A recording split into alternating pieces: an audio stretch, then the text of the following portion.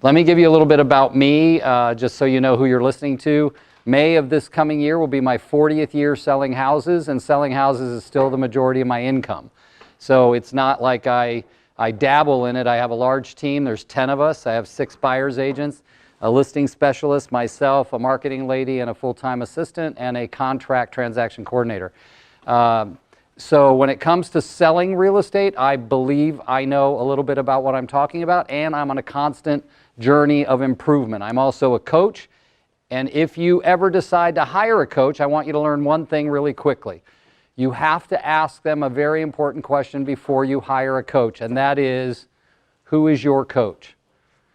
Because there's nothing more hypocritical than someone telling you they're going to coach you and they are not being coached. So you think about some of the most amazing people that we have experienced in our lifetimes in terms of their accomplishments, a Tiger Woods, a Michael Jordan. I mean, just name names of people who have made amazing strides in any area. They've all had not only one coach, but several. This is not me pushing coaching or trying to sell you coaching. I'm just saying that I would not be a quality coach if I weren't constantly being coached.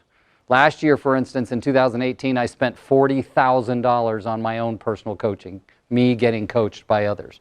There's nothing that will grow your business in your life that equates to you investing the same amount in your own personal development that you invest into your business. There's nothing that will change your lives more. So, those 40 years, let me tell you quickly a little bit about them. I wanted to be a dentist. Okay, at the time I was studying for my biology degree, I already had over 70 relatives in real estate in a 30-mile radius. Okay, so I'm Lebanese by nationality, and I always like to affectionately say that's way too many Arabs with a real estate license. So, and it's continued. Today I still have over 50 licensed relatives in a 30-mile radius. I sell all over the Bay Area, Northern California, and I cover a really big area. When I got rejected by 13 dental schools, real estate became my fallback. I started on May 15th of 1980, and what real estate brought me that was not something I expected was a passion for speaking and coaching, which I started doing sometime around 1989. I started volunteering to coach newer people in the industry, which was my 9th year in the business. And in my 13th year in the business in 1993, I started managing someone else's office and still selling real estate. My belief back then was, did you want to be managed by somebody who wasn't selling real estate and you don't know when the last time they sold one was? And that was my big deal. I was recruiting against companies that were telling their agents, don't go there, the manager competes against you. And yet we were still the #1 office in the area, and we had the most fun and the most productivity and profitability and activity in the office. The reason I say that to you is definitely not to impress you in any way, but to get you to understand that this whole real estate game is just simply one struggle to the next struggle, and you going through it enough to figure out what's going to be the best way the next time this comes around. I always like to say that there's no way in the world anybody really opts to be still in real estate after 40 years. I figure if you're still in after 40 years, you may have your reasons. Mine are several financial catastrophes. Like, you don't stay, I mean, I did not plan on selling houses at 62 years old when I first got in. I mean, even when I was married the first time, my wife and I used to talk about 52 being the retirement age. So here I am 10 years past that. And, not but, notice I didn't say but, I said and I'm as happy as I've ever been in my entire life right now.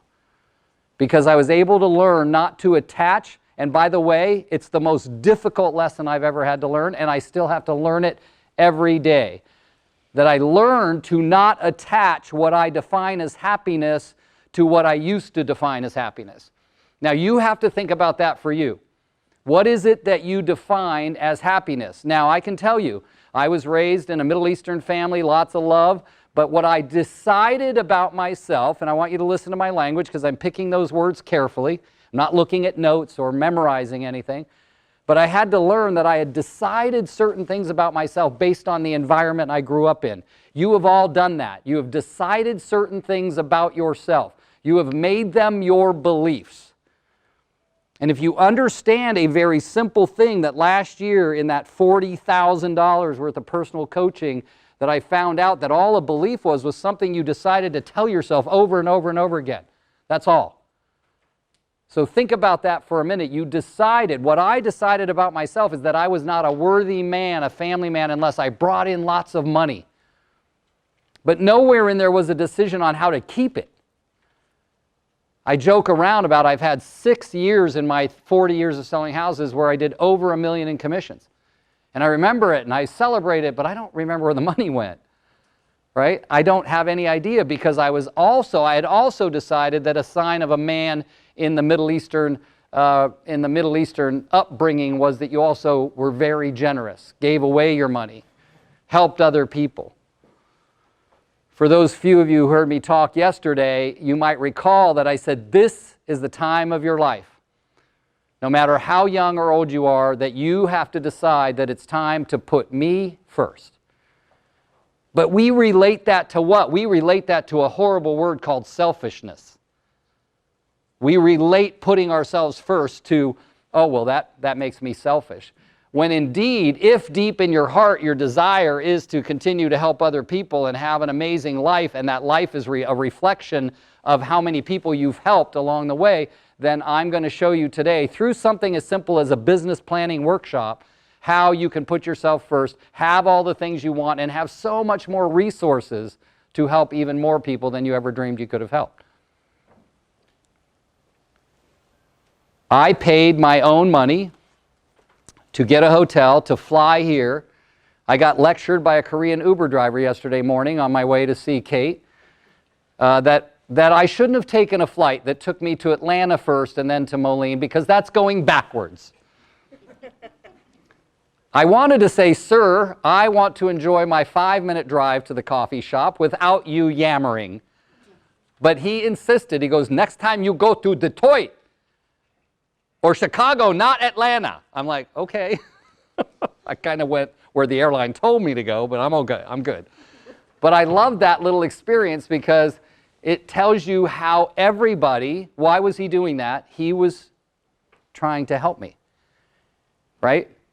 That is so common in the human race, that there are so many people out there who want to help others have it easier. So we have to struggle. We struggle, ladies and gentlemen, with what we don't know. And that I'm going to explain that to you because it's vital that you start to understand your behavior, okay, and how your behavior affects your decisions and how your decisions affect your outcomes.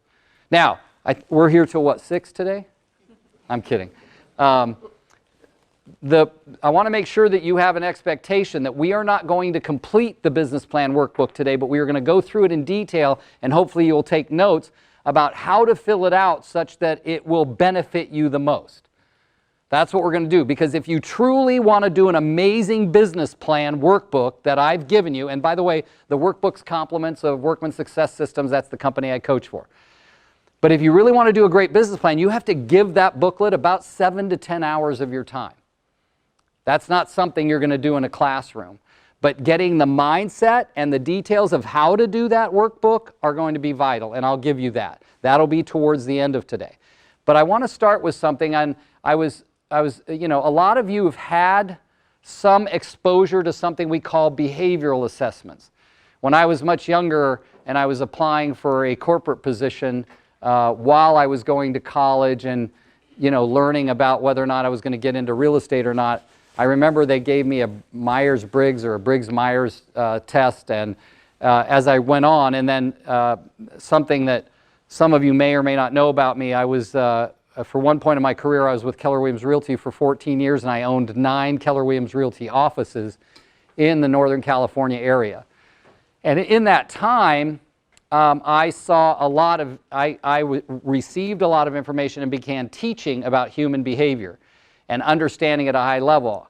I'm married now for the second time to a woman who also understands and speaks and coaches on that same subject. And it's interesting, we don't have a lot of time in our lives right now for TV, but the one show that we watch, whether it's on a rerun or when it's on, is a show called Bull.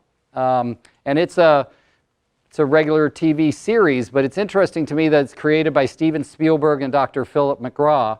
And It's about a psychologist who runs a jury analysis business where they defend people in court and decide how to pick the jury. All of it is based in human behavior. It's amazing. And for me, that's interesting. You know, in the old days, we used to watch Criminal Minds because we liked, but it got too violent for us. We stopped watching Criminal Minds reruns just before bed and having nightmares all night, you know. But even things like, you know, NCIS or CSI, when they talk about, you know, the behavior behind the crimes and things like that, always very intriguing. But here's the interesting thing. Most of us, in fact, I would venture to say that all of us in this room, at some point in our lives, have become victims to our behavioral style. So we're going to talk about that in a minute. By the way, my favorite color is purple. My wife says I have more shirts that are of some shade of purple in my closet than she said any woman she's ever seen. So, so when I found a purple pen, I was very excited. So how many of you are familiar with, now remember, under the behavioral assessment scale, there's hundreds of different assessments out there. The one I've mostly focused on is called the DISC, the D-I-S-C. How many of you have had some exposure to this in the past? Oh, good, a good number of you. So whether you've had exposure or not, I want to explain to you, I'm more excited for the people who didn't raise their hands because they'll be more open to learning. If you've had some exposure, then you have some idea about the truths about it. So what I want you to remember is just imagine that truths build on truths. So I'm going to give you more and more layers of it today so that you have a deeper understanding of it. And the reason it's important, like I do a lot of these business planning workshops in an hour or 90 minutes, because all we're talking about is the workbook. But I was so excited to get 3 hours, because when I used to teach it, we teach it 5-6 hours. But the understanding your behavior before your behavior sets forth on figuring out a business plan workbook that could make 2020 your best year ever, wouldn't it be great to know what's going on when you're filling it out? And I don't mean what's going on like that you don't have any control over. I mean that you stop being a victim to your behavioral style and now you are choosing. That comes from here. Remember this. Watch this. Behavioral style comes from here. Choosing intellectually comes from here. And they can be in complete opposition of each other, and that's okay because one was an intellectual decision to behave in a certain way versus a reaction to behave in a certain way. How many of you have ever, we use the term in English called snapped. You just snapped at someone. Okay, Sean raises his hand first. Anybody, how many of you, seriously, it should have been all of you, right? I mean, at some point you snap. So would somebody be willing to give me a recent example where you walked away and you wondered, was that really you that had just done that? And then you started thinking, should I apologize? Or maybe if I just go to sleep, I'll wake up and it really never happened. Anybody, like a really hairy one? Sir, what's your first name? Thank you. John, thank you for volunteering. What did you do? Overreacted on my kids. On your kids, okay. Weekly, probably.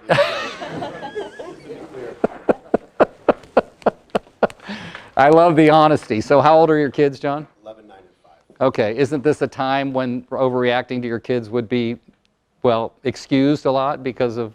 It is what it is. Yeah. It's excused or not. So did you at some point then say, gosh, I wish I didn't say it, or I wish I didn't say it in that way? I just sat them all down and explained to them why I did what I did and told them I loved them and Yeah. that I was frustrated. And Yeah. again, that's happened. It will happen again. Okay, tonight, as a matter of fact. All right, so who had a similar experience like that where it involved children? Roxy?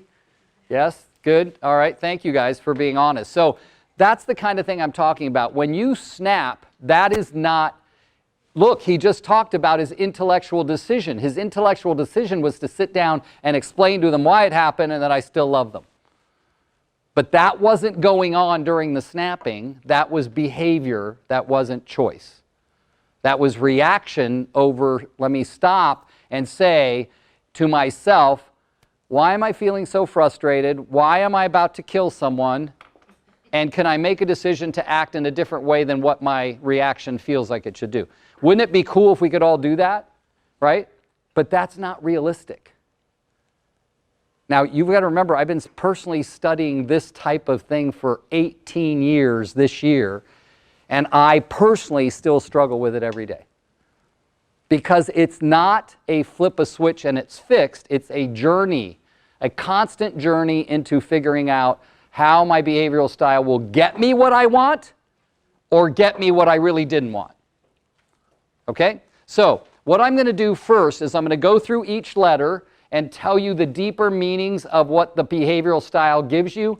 Some of it will be stuff you've heard, some will be stuff you haven't heard, and you're going to start to learn a little bit about what you are. Now, something I will do, I will be giving you all a free link to take a disc. It's a link that's my own through my coaching company, and it doesn't cost you anything to take it. What will happen when you take it on my link, listen carefully, I will receive a copy. Now, while I'm really good at names, I will not remember every one of yours names when all these disc assessments start popping up in my email box. But they will be put in a file called disc assessments until you reach out to me and say, I want some help with it. Or tell me what it means. Or help me to tell me how I can be better at selling real estate in spite of my behavioral style. You can all do that. I will give you my cell phone number, and then I'll send you my disc link. And you can text me and say, this is my name. Could you look up my disc? I took it. And you'll know if I got it because you got it. You'll get one in your email box. So I'll have exactly what you have, and only I'll have probably a deeper understanding of how to share with you what it can do to help you and what you can do to help yourself. All right?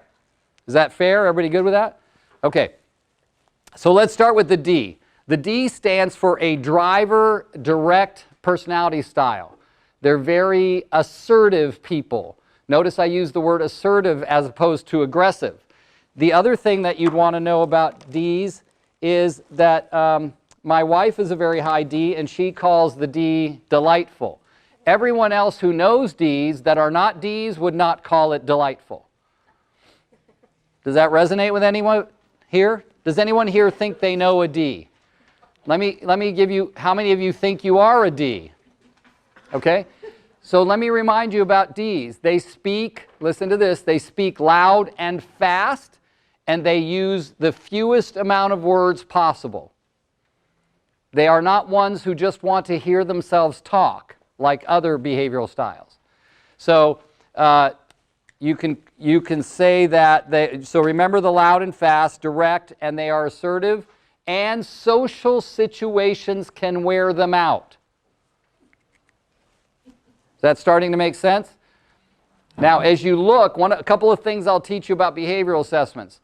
About 97% of the people who take behavioral assessments have something that they lead with that's really high on the scale for one of these four, and then they typically have another one that comes up right behind it or close to it. All right? The other 3 or 4% may be all over the board. You never know.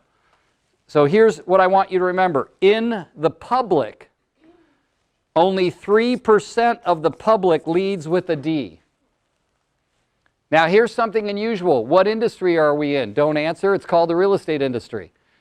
In the real estate industry, just from my own observation after traveling around speaking all over the US and Canada for the last 18 years, it seems to me that this industry tends to attract a lot of Ds. In fact, so much that I think I experience about 30 to 35% of the agents I meet have a significant amount of D. Now, you'll start to notice that on your own as you go out and about, but again, that's not a statistic that's measurable, it's just one that I picked up. Remember what I said, you can also start to determine people's behavioral style by how they speak. Now, a lot of people look at behavioral styles and think they understand them because they say, well, this is how I behave. But keep in mind that behavioral styles are deemed or used to point out how you will most behave in a stressful situation where your back is up against the wall. That's truly what behavioral styles are for. If your back is up against the wall in a stressful situation, could be anything because you would be determining what a stressful situation is, that is when your behavioral style will come out the most. Okay? So, that's it on Ds. Keep in mind this is going to be a significant number. I's, all right? The I's are interpersonal, influential, and social. Okay, interpersonal, influential, and social. Did I tell you these were driver, dominant, assertive, right? I did say that? Okay, good. So, now remember this about I's, that I's are, remember I just said that word social, and let's just keep comparing back because the D's are not social, not naturally, not behaviorally. Social situations will more likely wear them out than encourage them or light them up, all right? Now, I's also speak. How did I say these people spoke? Does anyone remember? Loud and fast. Remember, I said loud and fast and with as few words as possible. Well, guess what? I speak loud and fast, but with as many words as possible. All right? Now, I'll give you an example. I'm a super high I. I'm also intelligent, or at least when it comes to behavior. So I've married for the second time, and probably the fourth time in my relationships with women, I'm involved in a very high D relationship with another woman. And my first wife was a high D. That marriage, the relationships I had after that, all high Ds. Then I married a high D, and I'm having an amazing life. What changed? Thank you, Natalie. Yes, I did. I had to adjust. I had to figure out what it was about me that was constantly going to find high D women and then constantly having these explosions. What I found out was, yeah, most high IS men, especially high S men, like high D women because they represent a side of them that they don't see. That powerful, you know, on top of things kind of person. So I can remember a time about 2 years ago, I'm driving home from my office and the phone rings and it's my wife. I say, "Hi, honey," and she goes, "Hi, where are you?" Now see, what does an I want? "Oh, honey, love of my life, how are you? Where are you? How are you doing? How was your day?" Right? That's not what I got. "Hi, where are you?" Can anybody identify with this? Okay, good. So I'm not alone in this. So I realize she's got her D voice on. So she said, "Just need to know how was your day?" It's like she almost backtracked. "How was your day?" And I go, "Babe, it sounds like you're kind of busy. So I'm going to give you the D answer to how my day was." And she goes, "Yeah, whatever." And I said, "My day was great." And she goes, "How far are you from home?" I said, "Just a few minutes." She goes, "Okay, see you then, bye." That's a quintessential high D conversation. But what would a normal high I do like me if I was going back to my behavior? Then I would probably have my feelings hurt. She didn't want to talk to me for a long time, right? That would have been my old behavior. But intellectually, I was able to say, "Oh, that's just my high D wife and her high D behavior, not my issue, hers, see you later," right? I was able to dismiss it. But that's the intellectual part. But I speak loud and fast and on and on. Okay? So could that be, just curiosity, could that be a problem for Ds? If you're talking on and on. They like fewer words, and one of the things I joke around with there is Ds get delightful when everything's done. So when all the work's done, then a D can relax and move into their next behavioral style. 11% of the public leads with an I. Okay? 11% of the public. Remember, I don't want you to look at the statistics and say, "Oh, that doesn't seem accurate." I want you to think about it from the public because we in this industry, we actually experience the people in our industry more than we experience the public. Think about it. You sell a house to a buyer, you've got one buyer, but you've got an insurance agent, a mortgage person, a home warranty person. You've got, like, it's all our industry people. It's not mostly the public. So think about that when you start to decide if the statistics feel accurate to you or not. But these are accurate statistics. So the other thing that you didn't hear me say about the D that you'll hear me say about these other three is, what is their biggest fear? These three will all have a biggest fear, and I'll share with you what they are, but this one doesn't have a fear because Ds don't work from fear ever.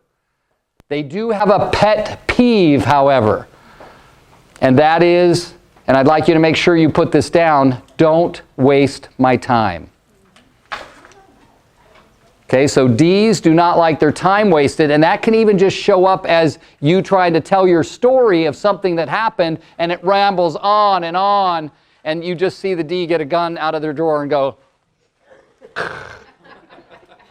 or worse, they turn it on you. All right.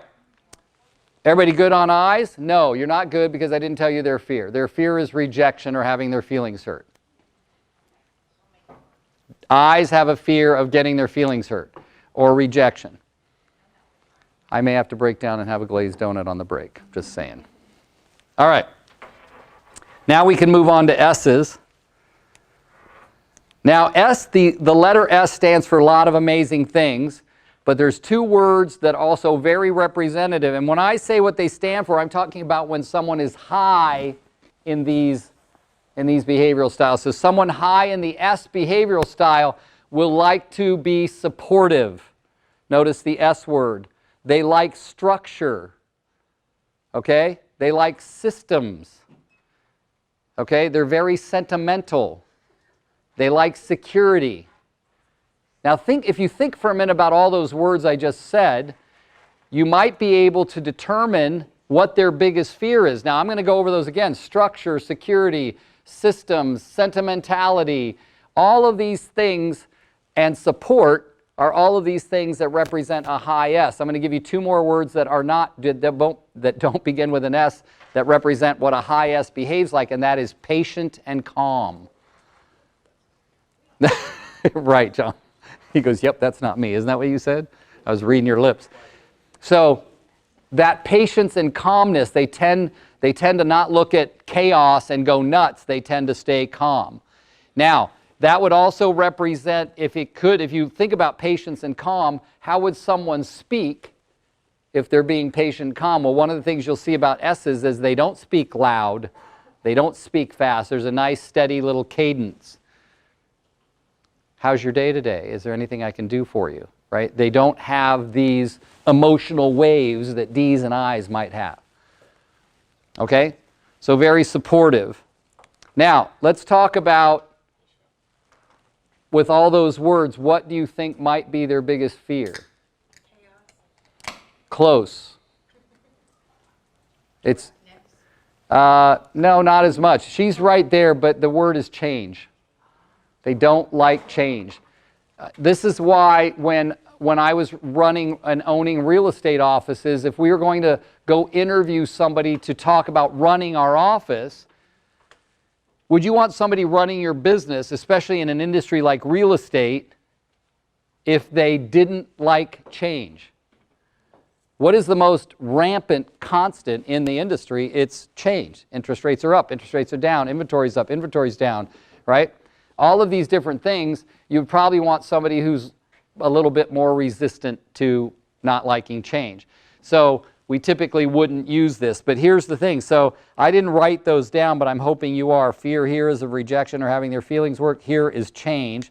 But watch this number. This is going to change a lot of your perspective. This is the percentage of people in the public that lead with an S. Okay? Can everybody see that? So, most of the advertising paid for in the United States, millions and billions of dollars, is geared towards S's. Because it makes up 69% of the public. We just usually round it off to 70. But 69% of the public don't like change. 69% of the people who you go to list their house, even though they need to list their house, don't want to move. Because moving represents change. Right? The buyer that you're representing that has a lease that is running out in 3 months is freaking out because it means more change. Do you get what I'm saying? Now, in most couples, because don't a lot of you, when you're buying or selling for a client, represent a couple more than just one person, agreed? Most of the time. And I would imagine it's even more common here than it is in my market. The reason I say that is, when I got into real estate, the speaker everybody wanted you to go listen to was a guy named Tommy Hopkins. Does anybody remember a guy by that name? We used to say he had amazing black hair. It looked like he could take it off and put it on. But Tommy Hopkins used to teach everybody to mirror and match, or mimic and match, the behavior of their customer. So if you sat with them and they crossed their leg, you were told to cross your leg exactly the way they did. If they crossed their arms, you crossed their arms. If you got to their house and you were wearing, and yes, back then we did that a lot, a suit and tie every time we went to an appointment, and you got there and the man opened the door and he had shorts and a t-shirt on, you would immediately take your jacket off, ask if you could loosen up your tie and roll up your sleeves to become as comfortable to match him. I mean, you weren't going to run out to your car and put shorts and a t-shirt on, but you got the idea that if they spoke slowly and calmly, then you spoke slowly and calmly. And that tended to work a lot because people identified with you better.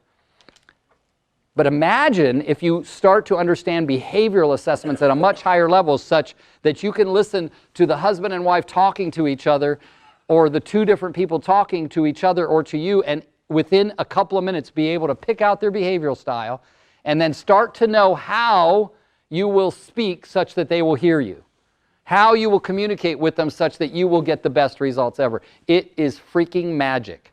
I love it more than anything in the world, right?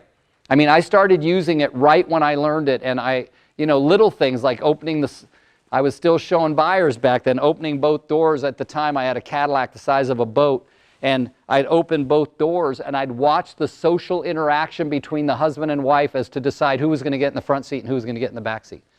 It started to be a riot for me, right?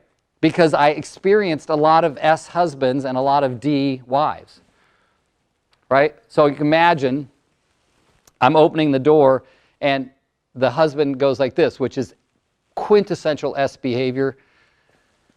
Honey, do you want the back seat, or do you want the front seat? Just like that. And she goes, whatever you want, honey. That was how her voice came out. Notice his was, honey, do you want the front seat or the back seat? And she goes, whatever you want, honey. And her voice was a little louder and a little more curt and a little more quick. Did you get that? Right? And he goes, well, sometimes if you're reading things, because he's going to give you paperwork and you're reading in the front seat, you get a little sick. And she said, honey, whatever you want. Now I'm hearing the tempers. I'm on the other side of the car, just get ready to get in the driver's seat. I am having a freaking blast watching this, right? And he starts to say something, and she goes, get in! Do I now know the behaviors of my two clients? Right? It was a riot. Now, you think about this, you're laughing, but I want you to start now. You'll leave here today.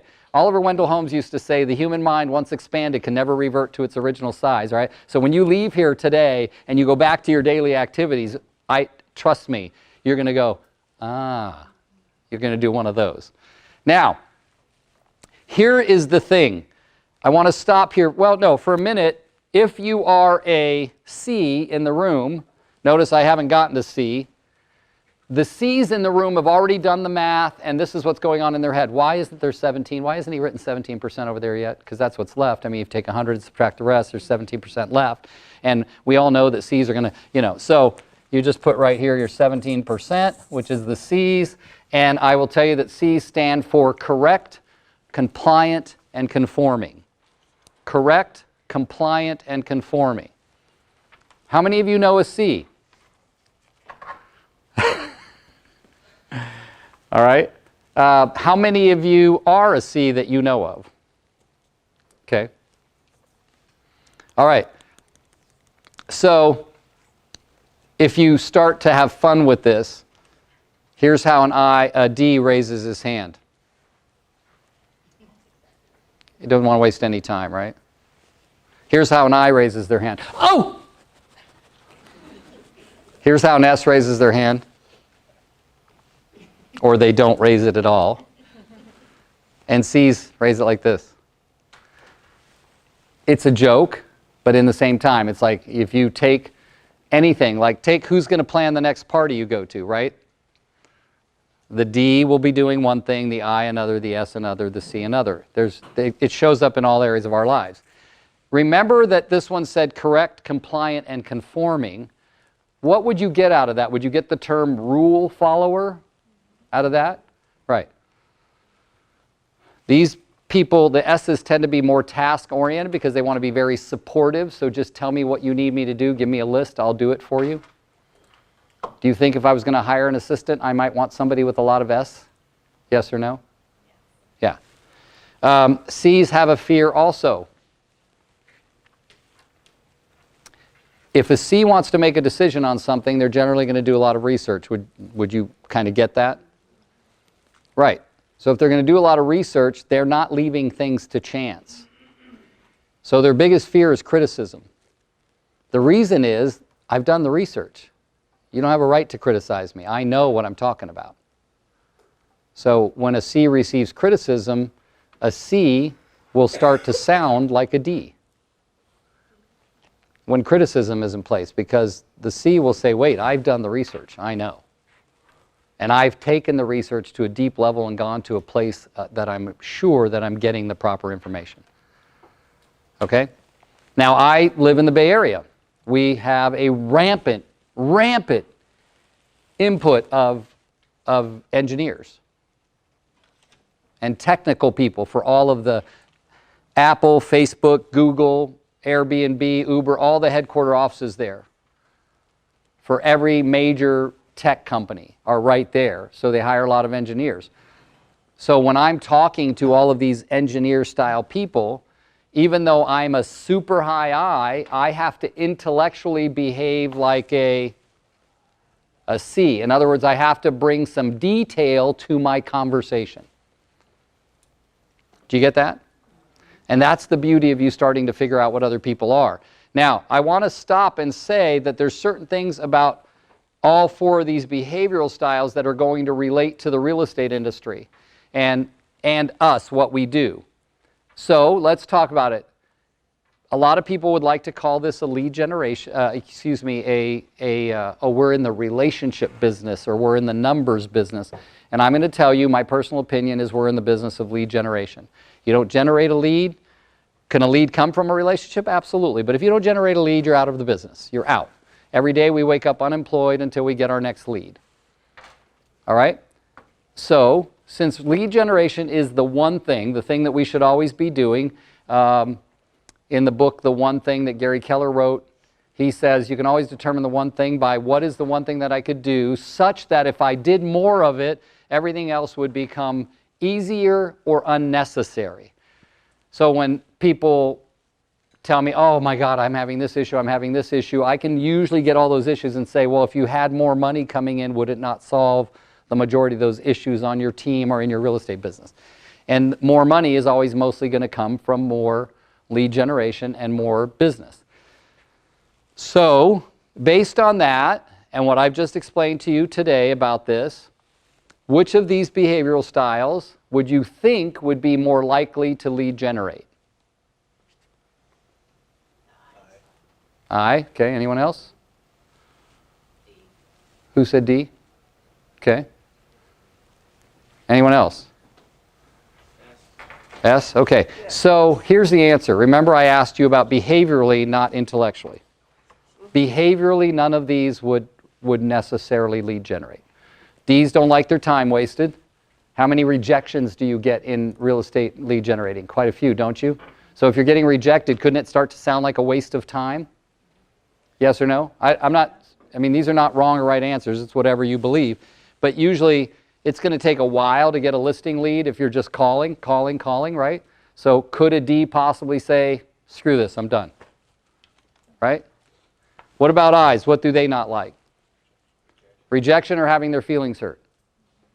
Isn't there a lot of rejections and getting your feelings hurt with clients? I mean, getting your feelings hurt is a choice of yours, but you're basically getting pushed out or no thanks. What about S's? They don't like change. Can remember literally talking to a group of S's and say, hey guys, we're going to come over here and lead generate. We got bells and we're going to order pizza. I'm good. What do you mean you're good? You said you were broke. I know, broke's good. We're good. Right? Because nothing, if nothing's changing, nothing's risked. I don't have to be stressful. Right? S's, by the way, also don't like displeasing anybody. They don't like conflict or confrontation. I's like everybody to love them and to be loved back. What about C's? C's will be glad to lead generate as soon as all the analysis is done.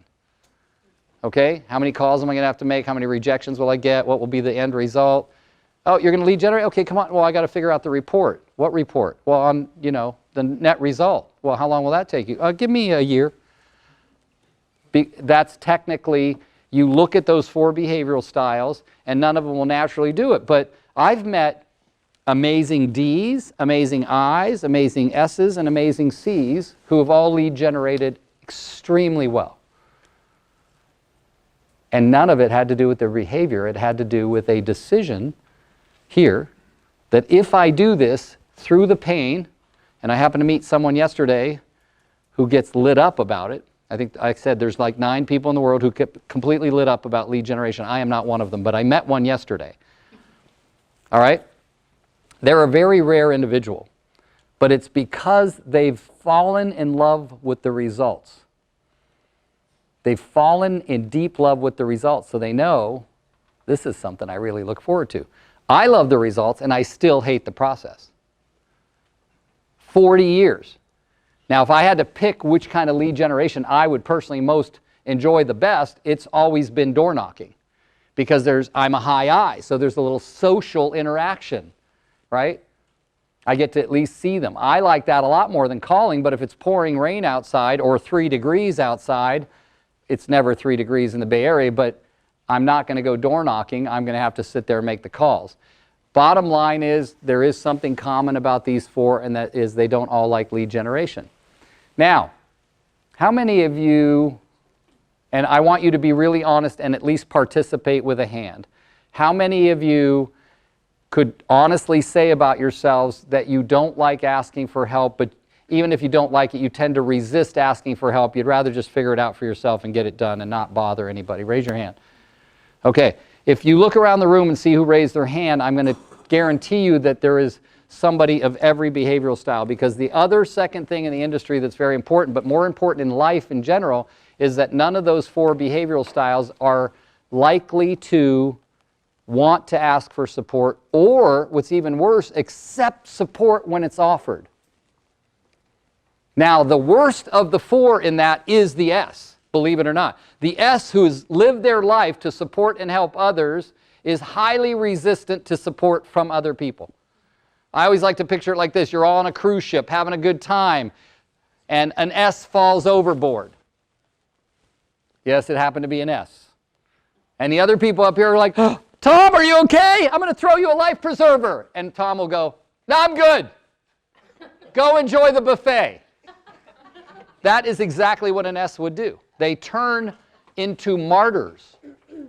All right? No, no, no, no. I don't need your help. I'm good. I'm here to help you. You're drowning. I know, but don't worry. Do you get what I'm saying? And I know that about myself. And when I learned this, I was like, wow, I actually happen to be, my I is way up here, and my S is right there. My D is here, and my C is here. That's me. I know my behaviors. It took me a lot to intellectually decide not to be a victim to my behaviors. Are there things about the IS that I could use to my advantage to help me? Yes. I'm going to show you another graph, the way we do I's.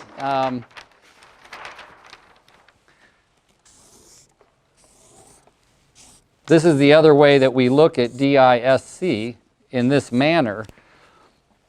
And if you draw a line down here, right, this side is the cool side, and this side is the warm side. So D's and C's tend to be cold in terms of personality, the way people see them, and I's and S's tend to be warm. Okay? There's another split right here. And take this as you will, but these are action and reaction. You see that? Can you all see that? So it's action for both the D and the I? Yes. It's on this side, and reaction's down here. So the D's and the I's tend to make an action. We have a particular exit off the freeway that's right near where I live and work.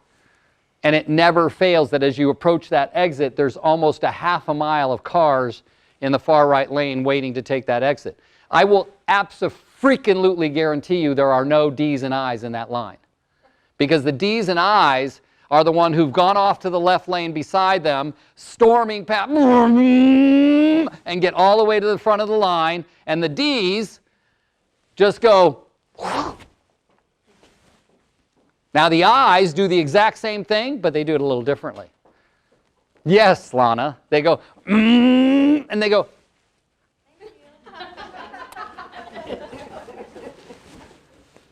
Right? They got the same result, they just did it in a different way. Because the I was worried about the guy in the car that he's never going to see again for the rest of his life might not like him. Or worse, flip him off or something. The D doesn't give a damn. Do you get it? But they both got their accomplishment. That's the understanding. I'll give you a quick example. I am an IS. But I still am mostly I, right? So I'm in that. There's a movie theater near our house. My wife will usually drive up and either she'll jump out or I'll jump out to get the tickets and the other will go park. So one day I get out, she goes to park, and I look, there's 6 ticket windows, 1 line. 6 ticket windows, 1 line. What the freak? I walk up to one of the windows that has no line because there's 1 line and 6 ticket windows. Now I'm an I. I'm a little impatient about getting my tickets, but I also care about people. So I go up and get my tickets and I look back at the line. Now if I'm a D, I get my tickets, I walk in. I don't look at the stupid line, right? But I'm a high I. I get my tickets and I go, you know you guys can like just go up to the windows, right? To the other windows that don't have a line. And then I just walked in. And I started to see a couple people dispersing and going up to the windows that didn't have a line, right? Now, other people would say, my wife is very critical. She just, on her way in the door, she'll say about this right here. Now, her husband is one. She'll say, do you see that line? It's a bunch of dumb S's. Because she knows behavior really well, and she knows that line is filled with S's and C's. Rule followers, doing what they're supposed to do. It is not an intellect issue, ladies and gentlemen, that those people are standing in that line. It's a behavioral issue. That's what the line is for. Somebody got in line, somebody else saw them, said, oh, that's the line, I got in, and it happened, it happened, it happened. The most important thing you can realize is this. If I interview for a position on my team, let's just say an admin or a buyer's agent, they take the disc. I get the disc. Then I also want an application. Tell me what you've been doing, what jobs, where you're born and raised, all that stuff, right? A regular job application. Who's your 4, 5 people you'd like me to talk to in that? And in the job it says, how long did you do this job, and then why did you leave? You guys have all seen an application before, right? I can look at those, but what I cannot see from the application, and I can actually determine a lot. I can look at their behavioral style. If they've got a lot of S and C, especially if they've got a lot of C and the application is filled out sloppily, like you can barely read it or it's inconsistent, then I'm going to ask, wait, if they got a lot of C in their behavior, why is their application sloppy? Because if they've got a lot of C, that application would probably be more neat.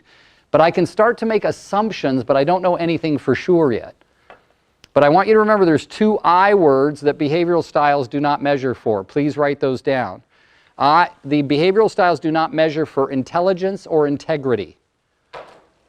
Yes, I'm a high D. Yeah, you're also dumb and a liar. You cannot find those things out without deeply interviewing somebody, asking them questions about specific times in their lives. Okay?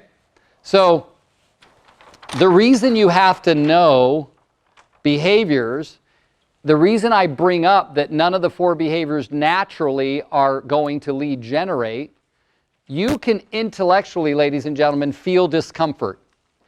Okay? You feel it, but intellectually you know it's going on. This is not comfortable. So I'm going to dig a little deeper. I have a very high I, high S behavior. High I's like to be loved. They like other people to love them. S's don't like conflict, confrontation, or displeasing other people. They want to support, support, support. Can I do anything for you? My S was the predominant behavioral style when I was younger. I was always fun, but the older I got, the more my I showed up, but my S was still there. I decided apparently at 7 years old, this is more stuff that I got from coaching, that because I was such a high S, I didn't want to disappoint anybody, so I started telling these things called white lies. And the more I would tell white lies, the less people would be mad at me or mad at each other. So I would be able to avoid conflict or confrontation or displeasing other people. Can you get that? Do you get where I'm going with this? So that continued on my whole life until I had a realization through some professional coaching and helping and some seminars I went to that these lies were causing a lot of the horrible results in my life, that these white lies. I remember sitting in front of a counselor once with the lady that today is my wife, that we were getting counseling to see if we should even still be in a relationship before we were married. And she said, Rick, those white lies you've been telling your whole life are essentially also called lies. I'm like, oh, white lies are actually commonly known as lies. What's the word? Who said that? Yes, a revelation, right? And it was a very uncomfortable meeting because it was a meeting where my wife, the girl who's my wife today, and I decided we were going to break up right there because of all these lies. I had lied to her about what my divorce decree said. I'd lied to her about a lot of things because I didn't want the confrontation. Not because I liked lying, but because I hated the discomfort of confrontation more. So once you start to intellectually, listen to what I'm saying, understand your behaviors and where the behaviors alone will take you, then you can start to say, do I like the results that I want better, or do I like the pain of being uncomfortable better? Which is the one that's least for me? So this is another thing that people will not change. People will not change their behaviors until, listen to this, the pain of changing is less than the pain of staying the same. All right? So for me, the pain of staying the same would have meant not staying with Casey, not being able to marry Casey, not being able to have this life I started to dream we were have. So I had to change. I had to get rid of the lies out of my life. Again, that's not something that's a flick of a switch. It's a constant journey that you turn on every morning when you wake up and get back to the work of intellectually deciding on the habits that will get you what you want. Remember, habits aren't good or bad or right or wrong. This is just what society told us. Habits will get you what you want or not get you what you want depending on the habits. So you always just have to keep in your mind. People always say that to me, well, how did you do that? I said, well, I started to decide what results I wanted more. Okay? Your behavior can be something that takes you down a very terrible tube, or it can take you to the limits of your dreams. It's up to you. But what's most powerful is once you know it, you cannot unknow it. You can't unsee it. You won't walk out of the room today saying, well, I get everything now, I'm clear on it. It's not going to be that easy. It's going to be you constantly fighting the habits that push you away from where you're going, or creating habits that take you where you're going. And here's the thing. Mark Twain used to say, I can help anybody get what they want if I could just find someone who knew. Right? So all of it would be prefaced by, do I even know what I want for me? I'm experiencing something with somebody that's been asking to join my team. She's a successful agent on her own, kind of waffling back and forth. And she sent me an email the other day. Keep in mind, she's in her 50s and has had a successful mortgage career of 30 years, left mortgage after 30 years, and decided she wanted to get into real estate. And holds herself to such a high standard of excellence. It's crazy. Like, it drives me bananas, and I'm not her. And she listed all the things she closed this year in her first year in real estate. She works in 2 states, Nevada and California. And she wrote down everything she did and how much money she made doing it. And I was literally giving her a standing ovation by myself while reading her email. And at the end of it, she was going, and I feel like these have been horrible results, and I don't know what I want to do when I grow up. I'm like, but it's so easy for us to see other people's blind spots, right? So you got to know what you want. I don't think that I'm the most passionate I've ever been about selling real estate, but I'm doing it better and at a higher level than I ever have because I'm very passionate about the difference I can make by doing it. Because if I continue to sell real estate and I can take the money and do something constructive with it for me, you'd have to know why you're doing that, right? If I'm not making good money in real estate, can I afford to pay for my way here and get to talk and do the things I love more than anything in the world? Share with you things that might possibly change your life? So 2 things, 2 little lessons for you. Please do things for you. Please do things for you. Up until 10 or 11 years ago, maybe 8 or 9 years ago, I knew for a fact that I spoke because I wanted people to like me. And it only was coaching, great help that got me to the point where I realized that I could walk on stage and talk and have a great time and not give a damn if you liked me or not. And that's been the most freeing thing in the world. To enjoy speaking at the highest level because I could walk off and not care if you liked what I said or liked how I dressed or liked what I did or how I presented it. Because my only goal in doing that is hopefully 1 or maybe 2 or maybe 3 of you will walk out and have your lives changed by something you heard me say. Because I'm not speaking any brand new ideas. I'm delivering old stuff in my way. All right?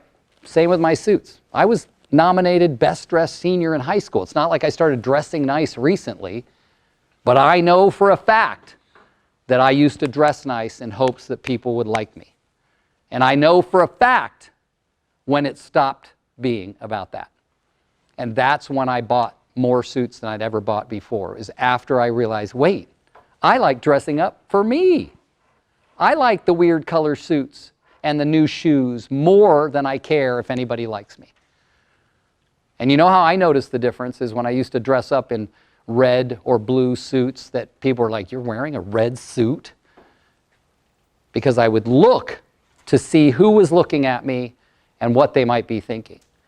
And what I noticed it was like a complete awareness thing, that when I stopped giving a damn, I would not look people in the eye when I was walking down the street, unless they were people I knew and I wanted to say hi to. I would either look down or up or be distracted by something because I didn't care what you looked at or whether you liked it or you did or you didn't. And what's always amusing to me is when people say, well, you can pull that off. I couldn't. As soon as you decide you want to wear clothes like this or more, this is calm if you look at the rest of my closet, then you can decide. Yesterday I was like, well, I'm new to Iowa, or well, a dark gray 3-piece suit, right, with cufflinks. Today I said, well, I'm used to Iowa now. I'll wear something louder and bolder. But, all right, so that's pretty much there. But I want to stop there because my job is to watch your reactions and your participation and your involvement, and if there's resistance or not. So what I'd like you to do is just please drop any concerns about your fellow people that you all know here. I know we're in the Quad Cities. I know it's a small town. But what did you get? What were your ahas? What are things that bothered you, or what would you like to challenge? Now's a good time to say that, please. Raise your hand, just say it. Yes? My habits will either help me achieve things or stand in my way. Yeah. So if you catch yourself, thank you for saying that. If you catch yourself saying, well, I have some bad habits, catch yourself with those judgmental words. Bad, good, right, wrong, those are all judgmental words. I have habits that are either getting me where I want to go, meaning they're working, or they're effective. Use those kinds of words. My habits are working for me, they're effective for where I want to go, or they're not working, or they're ineffective for where I want to go. Think about your interactions with the persons you love or want to have the closest relationships with. And I don't just mean your significant others. That might be your children. It might mean your parents. Or it might mean just really good friends. Think about your interactions. Okay? You've all challenged yourself to your demons. Everybody has. You get in the car, you're alone, and you go, okay, I'm never going to do that again. I'm never going to do that again. And then 10 minutes later, you're doing that again, whatever that demon is. So you have to ask yourself, okay, well, where are those habits getting me? Are they getting me what I want? And the reason you got to know this now is when you start to do your business plan workbook, look, ladies and gentlemen, we don't do, I started doing business planning workbooks back, and my first time was probably 93 or 94. And I had huge realizations every year as I went to different people's business planning workshops. And I'll tell you a little more about the one I took in 2003 when we get to the workbook. But what I want you to be thinking about is it's your own crap that's kept you from getting you what you want in the coming year. But look, it's November, what's today, the 13th, right? We've got 17 days in this month, 31 next month. We got another 48 days left in the year.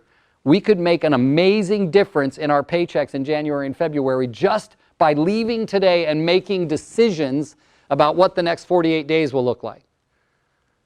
That can happen once you start admitting to what behaviors you're letting control you and what behaviors you're letting help you. Okay, the ones that are controlling you are the ones that you're probably becoming victim to, and the ones that will help you are the ones you've got to use more and more to get you what you want. All right?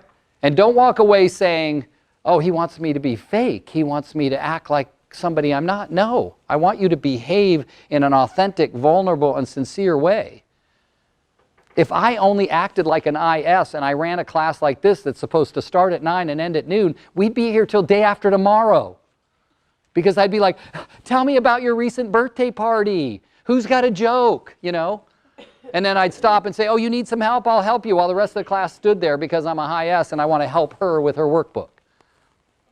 Right?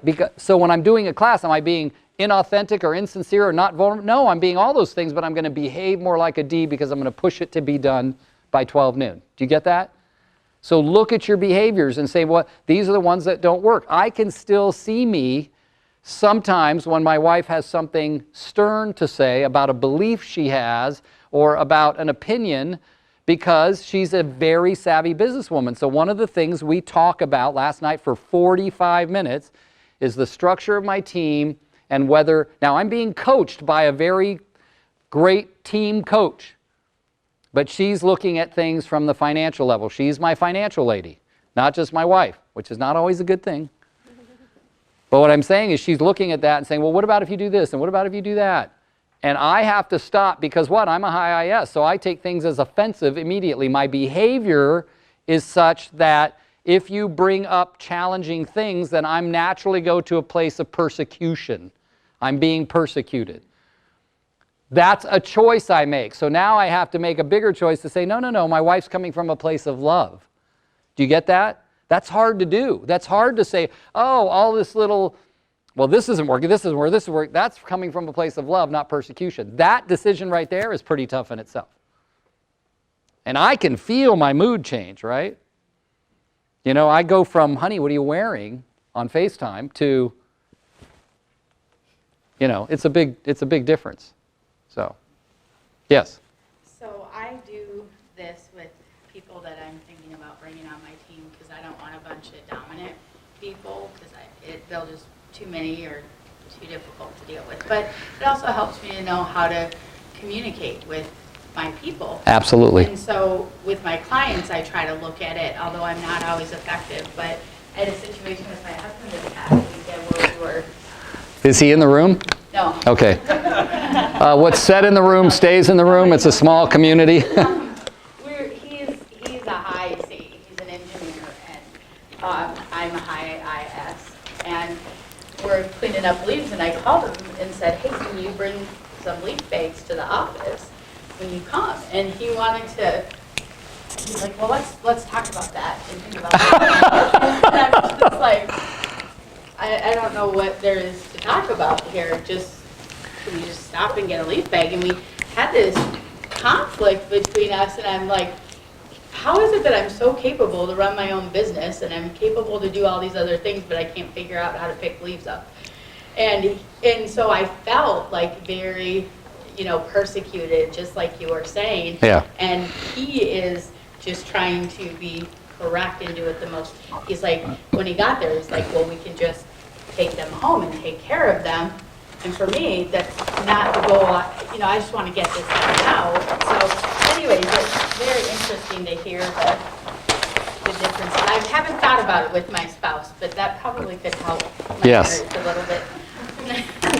So that's a very interesting, and even though you say you're a high IS, you started to kind of go into D there because the impatience thing was getting you, and you wanted to say, get the freaking bag! Yeah. Right? And then, but you didn't. Could I get one of you to hang these, not on the pictures, but just take them, and would you mind helping with that one? Thank you. Yeah, just detach them from each other and hang them up on the wall. Yeah, so that brings up a really good story. I want to remind you that one of the things I coach a lot on is on hiring and firing. And I want to make sure that you understand, if you weigh the entire process of hiring at 100%, okay, that you should probably not allow the disc itself to weigh more than 25% of that 100%. Okay, do you get what I'm saying? In other words, I'll show you something. So you saw the DISC, right?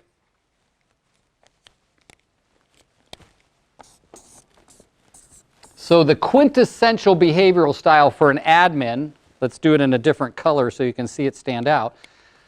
The quintessential style for an admin is about like this.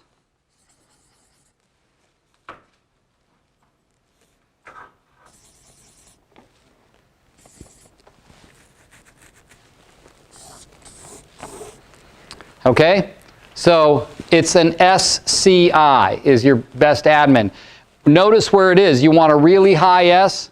This is supposed to be about where I am. It's probably off a little bit. About a 3/4 up the scale C. And you don't want more than a 50% I if possible. And you want your D way below the line. But when I say below the line, that means the 50% line. Now, ideally, this would be an admin, an assistant. Okay? Now, what if I have somebody, their application looks good, they've had experience in customer service, and they've got like long periods, 13 years on one job, things like that, but this is off. Maybe the I is way up here. Well, I know that if the I is way up there, whenever I leave the office, they're going to be chatting with everybody. I know that behaviorally. But I'm not going to go ahead, if everything on the application looks good, I'm not going to just eliminate this woman from the interview process or this man from the interview process because of the behavioral style. I'm still going to go through with the interview. And I'm going to allow the interview to tell me. So for instance, this just happened actually with one of my coaching clients. Everything was good except the I wasn't here. It was right up here below the S. So it was basically an SIC instead of an SCI. Everything about the application looked right. It was like she had great experience in customer service. She managed the customer service center for a large painting business. Like she had all of what we were looking for. We were looking for someone with real estate experience. We hadn't found any, and this lady really shined in, is that a word, shined or shone? She shined. Thanks, okay. I was not an English major. So we interviewed her, and here's what we did. We said, tell us about a time in your 13 years at the company where the boss, a specific time where the boss called you in to tell you about something amazing you did and how grateful he was. Now you might be wondering, why'd you ask that question? We're only asking that question so we can ask the next question. But we always want to start with the positive. Tell us about a time that your boss brought you in. Oh, my boss brought me in, and we like to be specific. If they're just generally talking about things, then we don't know if they're lying or not. Do you get that? So we test it. It's part of the interview process. Oh, when was that? Well, tell me how you felt that day. Well, what happened when that happened and you went home and talked to your husband? What did you tell him about it? Like things like that. But the reason we asked that question was not to find out what she got kudos on, because somebody with that high of an I and some high of an S is going to be very helpful and very good to people and probably is going to get a lot of kudos. Would you agree? Right, so our next question is, hey, tell me about a time in your 13 years at that job where your boss pulled you in to tell you about something he was very unhappy with. Why are we asking that? I want to hear if she ever got called in for talking too damn much. Because that's what I'm worried about, right? Oh, well, and guess what? In this case, it was perfect. She said, well, he did call me in once, and he said sometimes that I ramble too much. I said, is that the term he used? Ramble? And she said, yes, it is the term he used. Right? So now I'm getting to her. I said, so tell me how you felt about that. And she said how I felt. Well, I felt like he was stifling me a little bit because I felt like my ability to speak to people is what made me good at my job. This is what she said. Intellectual answer, wouldn't you agree? I felt like my ability to speak to people is what made me good at the job. I said, what did you do as a result of the conversation? She said, oh, I paid more attention to where I didn't need to constantly talk. I'm like, wow. You know, I was actually impressed that that was the answer she gave. And then, of course, remember, the decision to hire or fire is not up to me. It's up to the person whose team it is. I'm just coaching them on, you know, what did you hear versus what did I hear and those kinds of things. So we record these calls, and then I have my coaching client listen to it again and come back to me with their decision whether they're thinking of offering this person the job or not, or moving them on to the next step of the interview process. Now, the reason I say this is, let's say, I don't know John that well, but he shared with us about his snapping, but let's say John takes the disc link I give you and you give it to your wife and you do it. I want to make sure that you don't look wholly dependent on this. There's a test online called the 5 Love Languages. Is anybody familiar with it? I have everybody on my team take it. And when I talk to people that they go, wait, that's the 5 love languages, like for couples? I said, yeah. Because I want to know how they are in terms of if it's, like does everyone know the 5 love languages? If you don't, they are words of affirmation, quality time, physical touch, acts of service, and gifts. Those are your 5 love languages, right? Now, what do we typically do? Even if you have not taken the assessment, the way you treat other people right now is by what we call the golden rule. Do you remember the golden rule? Do unto others as you would like others to do unto you. So if you are, like I'm physical touch and words of affirmation. So that's kind of like saying, pet me and tell me I'm pretty. It's true, right? So if I do something, my biggest joy is when you say, wow, Rick, good job. So what does that mean then? That means I will, what's your first name? Kyle. I don't even know Kyle, but remember, mine's physical touch and words of affirmation, and I might, here's my touch, right? That's almost always what I'm going to do. I'm going to revert to, Kyle, so glad you're here today. I think it's awesome that you decided to change your day around so you could get here and improve yourself. Right? Like there's words of affirmation and physical touch, but that might not be anything that even helps him. He might not even care. He might even say, don't freaking touch me. Right? When we look at the DISC scale, remember I gave you, where's the other one? That one over there, the D's and C's are cool. I always warn people, I say, if you know they're a D or a C, you should not be touching them affectionately. They will break your wrist. Right? Roxy, stop that. But not because of they intend it that way, it's just not their thing. But you cannot always determine their 5 love languages by their disc, believe it or not. My wife's quality time and acts of service. Quality time. What do high D's dislike? Wasting their time, but she likes quality time. It shows up every time when I leave on a trip that she's not with me, or she leaves on a trip that I'm not with her. Wish you were here, miss you at the house, things like that. But acts of service I had to learn while we were still dating. She likes Lululemon clothing. The first act of service I did that really won me bonus points was learning how to wash Lulu clothing for her so that it didn't get ruined. Right? I literally went to the Lululemon store and asked the lady, look, I'm trying to like kiss up to my girlfriend. Tell me about washing Lululemon. She goes, it'd be better if you don't. I'm like, I didn't know she was insulting me. I said, the next thing out of my mouth was, so dry cleaning? She goes, no! I go, well then tell me how to wash my girlfriend's Lulu clothing. And she goes, on gentle. And here's a couple of suggestions for detergents. And don't ever put them in the dryer. Like she was mean. right? So I started doing that. And I remember the first time she did it, we weren't living in the same house. She calls me, she goes, have you been to the house? I go, yeah. She goes, I can't find any of my dirty Lulu. I go, oh, honey, they're all clean and hanging in your garage. And she goes, what? She goes out, they're all hanging, right? Because you're not supposed to dry them. Oh my God. I got a gift in the mail from my wife. She was my girlfriend at the time. We weren't even like monogamous. We were just dating.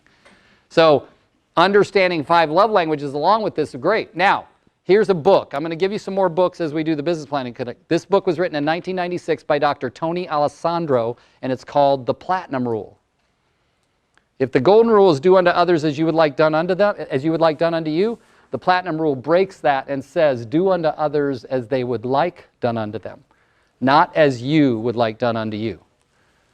And how can you determine that? Well, if you know their behavioral style, if you know their love languages, if you have an interview process, if you ask some great questions, right? There was a movie many, many years ago, and I know I keep referring to things that are older than all of you in the room, but there was a movie called The City of Angels with Nicolas Cage and Meg Ryan. And there was a point in that movie, I don't know if you remember it, in my mind, I always say I'm going to have these up on a screen and we're going to show a little YouTube clip, but that doesn't ever happen. So you just have to imagine. But she's eating a pear. Does anybody remember this scene? And he said something about how the pear tasted, and she said, well, why? You've never had a pear? And he goes, because remember, he was an angel that turned into a human because he loved her so much, right? And he said this. He said, no, it's not about that. I want to know how that pear tastes to you. It wasn't about how the pear tasted, but how it tasted to her. And that's the idea behind understanding other people. You want to be amazing in real estate or loans or title or home warranty, you have to start wondering, how can I treat them the way they want to be treated? How are things to them? How does it look to them? And that's going to happen with you getting a very deep understanding of you and how you come across. You brought this all up. It was your fault. So, okay, any other ahas, comments, learning, questions, anything? No?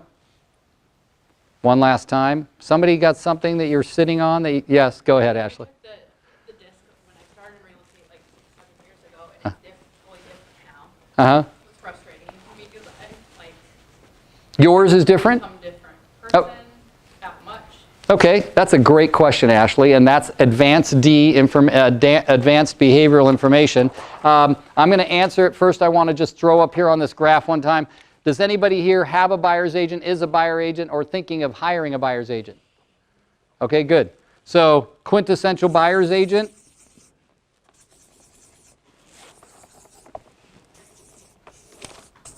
Okay, we call that an ISC, just so you have it down in your records. Again, don't hire or fire based on this, but quintessentially this is what we like. Can I get you to hang this one up? The reason buyer's agents deal with buyers, people, so they've got to have a lot of I.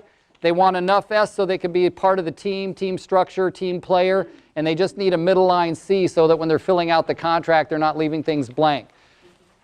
If you hire a buyer's agent with a high D or above the 50% line, you have to expect at some point they're going to want to take over.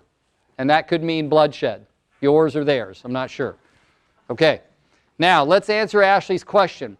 When you do, thanks Sandy, when you do the DISC assessment I send you, you're going to get 2 graphs. You may have done one that gave you 3 graphs. But the 2 graphs are adapted and natural. This may have happened for you and I don't know, but we could have a personal conversation about that. So your natural graph, which will be the right graph when you do the one I send you, there's 2 graphs. The one on the right will say natural, the one on the left will say adapted. Now, I've been taking them for about 18 years, and my graphs have always been the exact same, and they've always matched, adapted and natural. That's not a good, bad, right or wrong thing. It just is. In other words, the natural graph is the way we tend to behave around people we know, love, and trust deeply. So I call the natural graph your behind closed doors graph, meaning this is how my family sees me. You've all heard of that person who's super talkative at home, but he gets out in the public and he's quiet. Well, your natural graph is how you behave around people you know, love, and trust. Your adapted graph is how you've adapted your behavior in areas where you're being watched. Where are we watched the most? At work. You've adapted your behavior because you've determined your results are more effective by this behavioral style over my natural behavioral style. Okay? And so we'll see it sometimes. Like I reviewed someone's disc last week. Their eye was literally through the ceiling on the natural graph, and this is not something I see very often. It was below the 50% line on the adapted graph. Right? So you have to understand that that person may have struggles. There may be contradiction in some things or feel stifled, but have decided that not expressing myself as much is more effective in my job. I've seen people whose D, which D represents as red, it's a good color for it, it's like fire.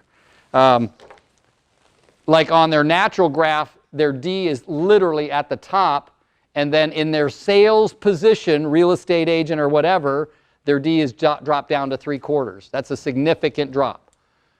Meaning they've found that they get better results by being just a little less dominant. I was being polite. Do you get what I'm saying? So, Ashley, have you experienced that? Do you pay much attention, because I know you're very intellectual, do you pay much attention to your behavioral style at home with hubby and kids versus how it is out in running your team? It is, okay. All right. So what did you feel changed or adjusted? Like in like the 6 years? Yeah, I thought you were saying. I was just kind of asking like if a change is normal. Oh. For me, like what would change, like 2 kids and a team. Yeah. And so like my disc is totally different. Okay. But then I'm like, is that really me? Yeah. Like not even the same person? Okay. So here is another thing. As you go through it, this is great stuff. You will start to anticipate the answers in a way that's not naturally you because of your past experience. The other thing that you have to remember is typically behavioral changes only happen from deep trauma, a death, a catastrophe, an accident, but yours might be a result of seeing what's most necessary to create the results you want, okay? And that is, in a way, an adapted graph, but you can take a disc one time and take it another and have it be completely different. There was were you around when the AVA was out? Yeah.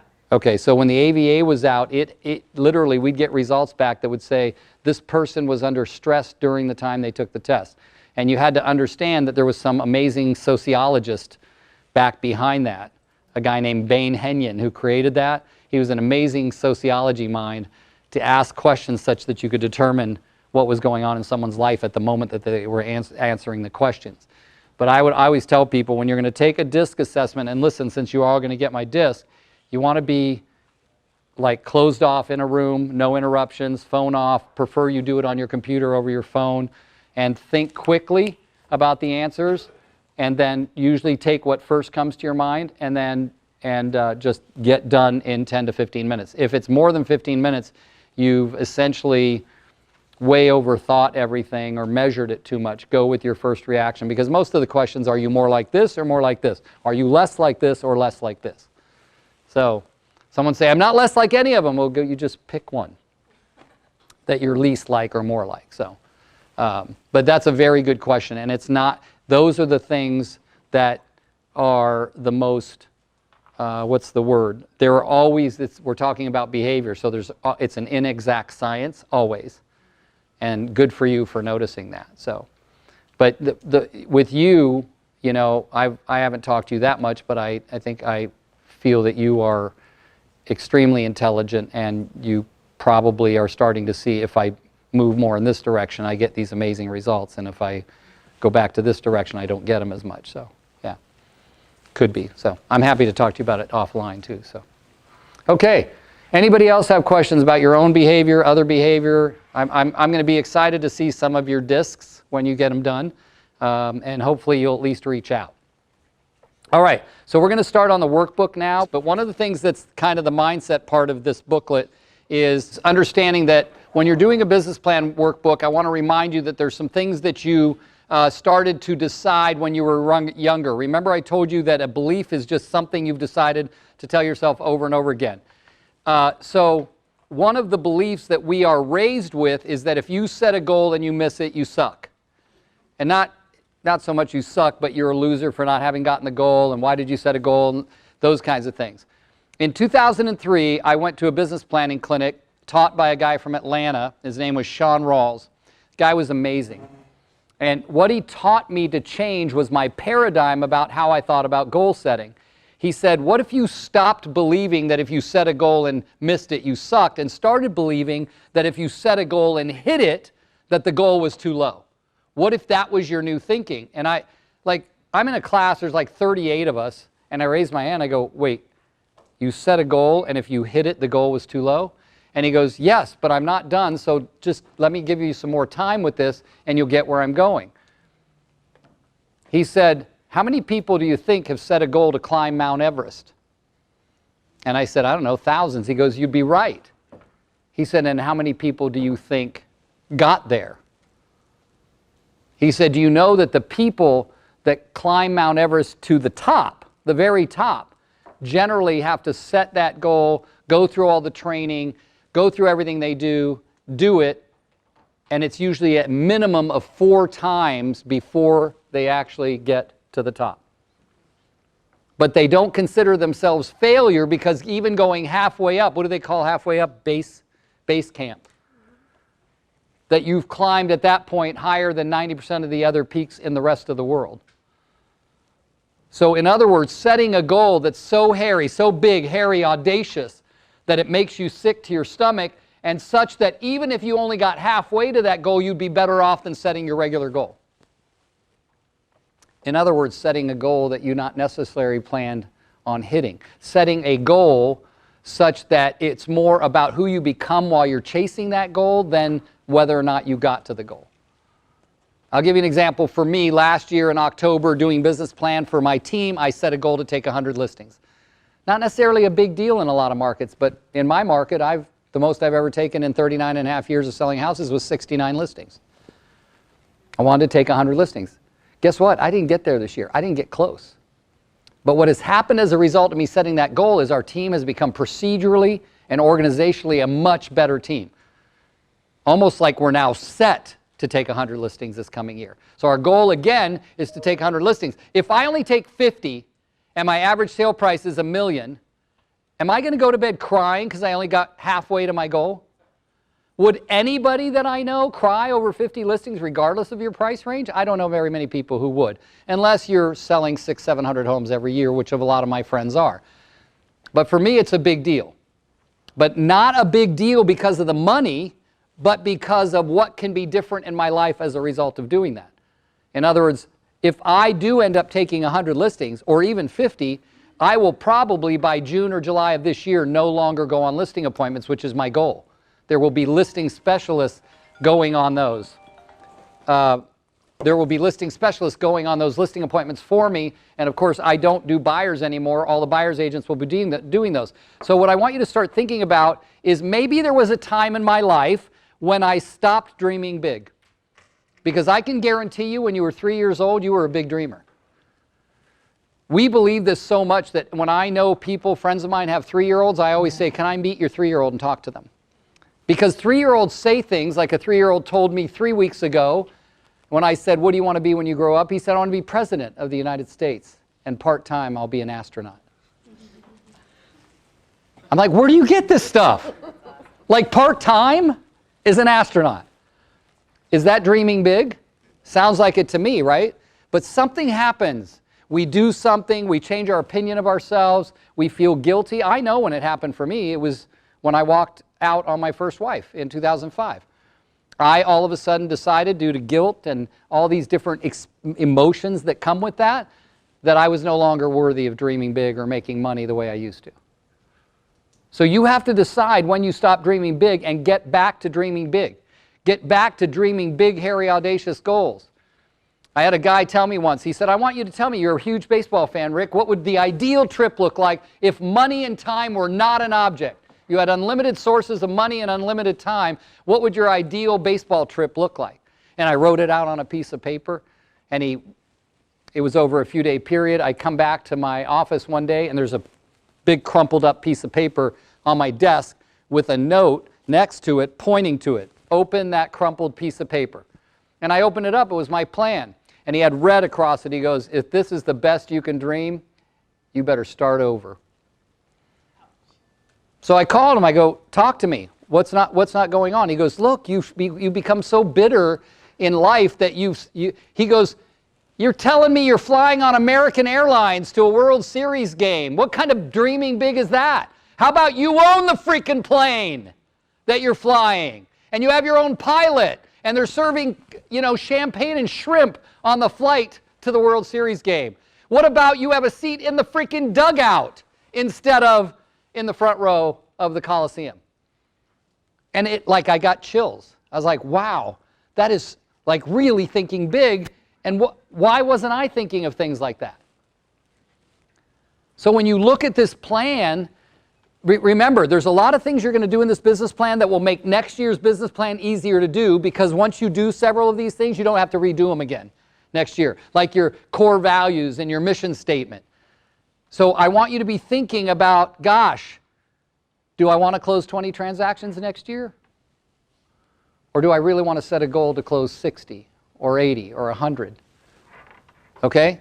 There's a book called 10X by Grant Cardone. I used to be around coaches that used to say, what's your goal? And you tell them, and they go, double it! They go, I don't want to double it. Right? A coach's job is to open up your mind, not to dictate what to do. If your goal isn't your goal, don't set it. Mom said, that's not a goal. Right? My husband told me I'm capable of more. That's not a goal. You got to believe in it. Even if it is big, hairy, audacious, you got to believe that you can find the resources to help you get to where that is. And if others have done it, can't I? Right? Every time I say I want to take 100 listings, I know at least 30 people that have taken 100 listings or more in their life. At least 30, maybe 100 if I really thought. Others have done it, so can I. All right? So look at your first page. I want you to remember that this part is called the strategic plan, and it's going to ask you 2 sets of questions for 5 years from now, 1 year from now, and 6 months from now. That's called a strategic plan. I don't want to waste too much time on it, but I want you to be thinking about it. It's going to say, where is your business 5 years from now?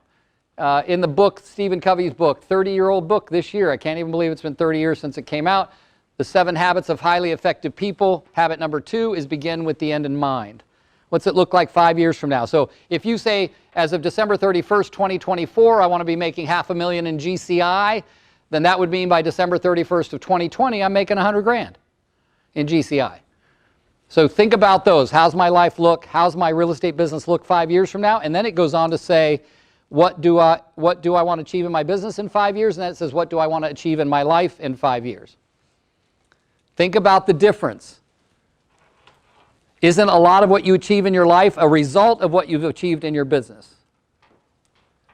I think about my love and passion for speaking and coaching, but I couldn't have that in my life if I wasn't being successful in my real estate sales business to allow me the money to pursue those things. Do you get that? Does anybody here like to boat or fish or golf or any of those things? Nobody? Oh, just a few of you like doing anything but work or sex. Okay, great. Thanks. So he goes, oh, that's mine right there. So that's the whole idea. Is I often, when I'm coaching people one-on-one, I say, if you put work and sex aside, because those are everybody's go-to, what are the things I love doing more than anything in the world? I play basketball 3 times a week when I'm in town, and I play it as often as I can. I'm not even as big of a fan of watching basketball as I am just being in the game with someone, right? So it's something that I started doing at 40. I started playing basketball at 40. I didn't even know how to dribble. And now I'm first or second or third picked, where the guys are from 28 years old to 68 years old that we play with. Why? Because I was committed to learning something that seemed fun to me at a very late age in my life. I was not an athlete as a kid. So those are things that if work is out of the question, I'd rather be playing basketball. I'd rather spend time with my 2 grown sons. Nothing makes me happier than being in a basketball game where my 2 grown sons are playing at the same time. So you start thinking about what those things are, and remember that your work that you make money at is how you get the money to do the things you love most. It's not about the money, it's about what you can do with the money. All right, so now if you do that, it'll go down to What do I want to achieve in my life and business in 5 years, 1 year, and 6 months? Now let's go to question number 7. I want you to look at this because some of you will take number 7 seriously and some of you will skip right over it. The D's and I's will most likely skip right over it, which is how, look what it says. It says, how will I know I'm making progress? Big deal. Like, take a look. If my goal is to do this by the end of next year, maybe in 3 months, that's a quarter of the way there. How will I know I'm making progress? Only you can answer that question. If I'm saying 100 grand GCI, am I to 33 grand by the first quarter? Those are things to look at. But remember, there's another question that says, how will my life be different at the end of 1 year? How will my life be different at the end of 6 months? So am I making a difference there? And how will I know that it's going forward? The reason I ask you to respect the time necessary to give this workbook its due is because it's going to take some thought processes. It's going to take you sitting down with people you love, admire, and respect and saying, let me get your input on this. Especially if it's a family member whose life will be affected by the outcome of this business plan, then include them. All right? Now, next one, number 8. What is the biggest pain in my business? Please remember, this answer is not a human being. All right? If the first thing that comes to your mind is a man or a woman, or you say, oh, Mary or Tom, you're looking at it all wrong. Right? Maybe the biggest pain is your dislike for lead generation. Maybe your biggest pain is your unwillingness to follow up. Or you get all these leads and you got them over here, and then a month later you go, oh my God, I never followed up with that guy that was thinking of listing. Like, if that's your pain, start to be honest about it. Now, I used to ask these questions of my coaching clients the reverse of the way they put it in the booklet. So I went to Verl, the owner of the company. I'm like, why did we put the pain question first? He said, because we wanted to get people to start to identify where were the things they were avoiding or in denial about in their business before we ask the next one. What's the next one? What is going really well in my business right now? Like I was telling a couple people the story about when I coached with Gary Keller the first time in 2001, late 2001, early 2002. And he said, what do you do really well? That was the first thing he asked me. And I said, put me at a kitchen table with with sellers and I'll get the listing. All right? He goes, what do you need to do better at then? I said, getting to the kitchen table more often. He goes, wait, you love the kitchen table, but you're not getting there enough. What's taking your time away from doing that? And at the time, I was still showing a lot of my own buyers. So literally the biggest lesson I learned was how to get rid of those buyers, not worry about the 50% of the commission that was going to go away to my buyer's agent, but think about what I could do in the time that I would have been with those buyers to get me more listings. National Association of Realtors says if you take the amount of time spent for the equal amount of commission, that a buyer takes 300% more time than a seller. That's an NAR statistic. That's not my opinion. 300% more time. So that means every time you work with a buyer, by the way, this is not me telling you not to work with buyers, it's me telling you that listings will bring buyers, listings will bring a lot of good things. It's not don't work with buyers, but decide where I'm going to spend the time will get me the most amount for my money. Somebody's got to work with buyers, right? I happen to have people to do it for me, but that's, again, you've got to build to that point. All right, so you've got to ask yourself what's going well for me in my business right now, organizationally, structurally, lead generation, whatever it is that's working. That's so you can take note and give yourself credit for something that's going well. We spend, by the way, way too much time beating up on ourselves and not enough time giving ourselves credit for what we did do versus what we didn't do. All right. Now, the next one. Look at your personal objectives for the year ending December 31st, 2020. Notice right there it says, what's it say? It says family, faith, fun, friends, and fitness.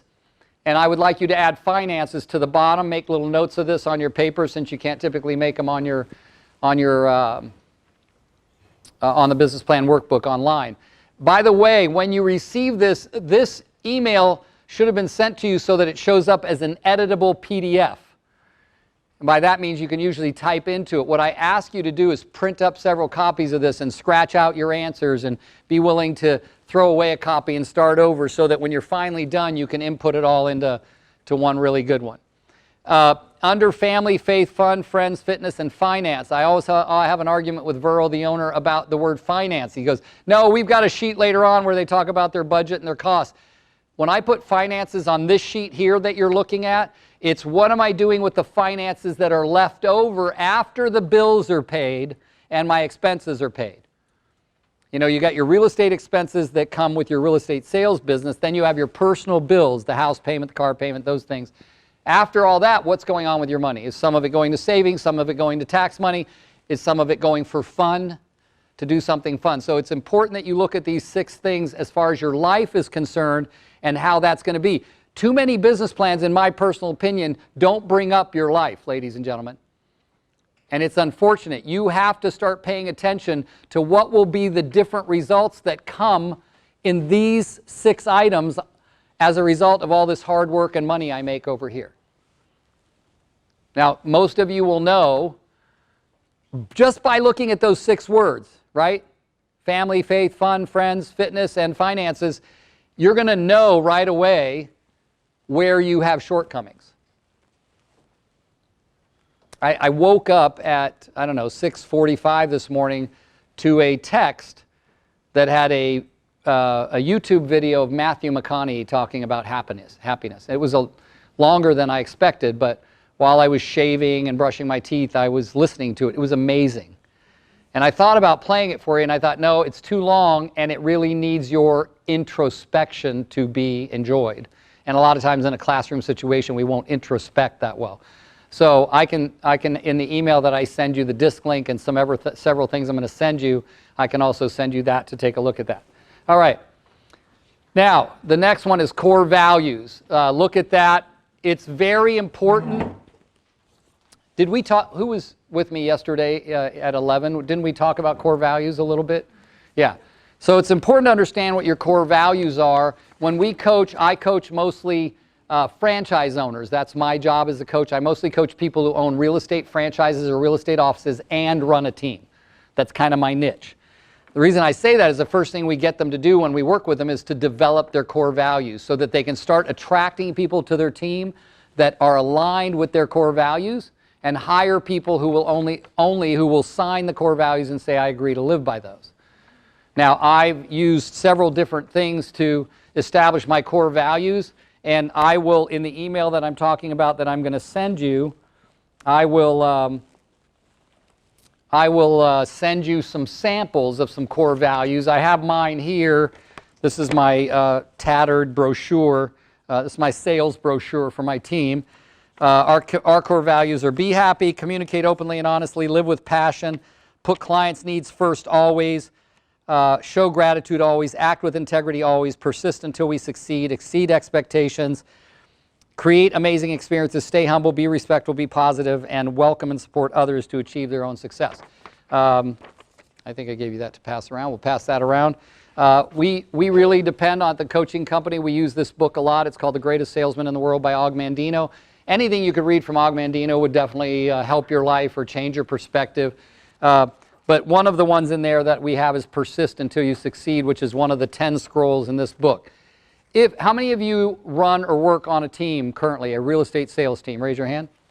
Okay, good. I would advise that the team for 10 weeks in a row review 1 scroll a week for 10 weeks. And you know, have the assignment that everybody would have to read it in the week prior to reading it and going over it so that everybody have an opinion on it. It's a wonderful way. Is anybody here a member of a book club? Here's something I'm going to suggest. I'd hope that there's people from many different companies in this room. I imagine that there's a lot of real estate companies. One of the greatest things that ever happened to me as an individual agent is joining a book club that was what we called company agnostic. There was representatives from almost every company and all different production levels. The most amazing thing is when I was younger, I believed that book clubs must have been the most ridiculous waste of time I'd ever seen. And until I joined a book club, I didn't understand that we could both read the same chapter, and when we would do the review, the stuff that they would say, that other people would say, I'd go, were we reading the same chapter? Because of their perspective. So when my wife and I started doing counseling, remember we did counseling before we decided to get married, our counselor would give us a book to read, and we were instructed to read 1 chapter at a time, separate from each other, highlighting what was important to us, and then swap books and read the same chapter. To see what did my girlfriend at the time, highlight versus what I highlighted? And why did that stand out? And then have a discussion. You want to take about taking a long freaking time to read a whole book. Because we had to have a discussion as to why you highlighted those versus what I highlighted. But at the end of it, you've got some really amazing results by having just read that chapter. So your core values have to really determine. It takes some time. If you're working in a team environment, ask the team for their cooperation and participation. That list I just read you of my core values, is that getting passed around? That started with almost 30, I think 36 of them, and we just finally narrowed them down to 10 or 11 of them. So it took a little bit of teamwork. So core values are important. Get those done. What I would suggest if you're in an office situation, or that once you've got them, they get put into frames. Everybody's got one on their desk. There's one hanging on the wall, one in the bathroom, one in the conference room, so that wherever you go, people are being inundated with understanding what you stand for. All right? So that's the beautiful thing about core values.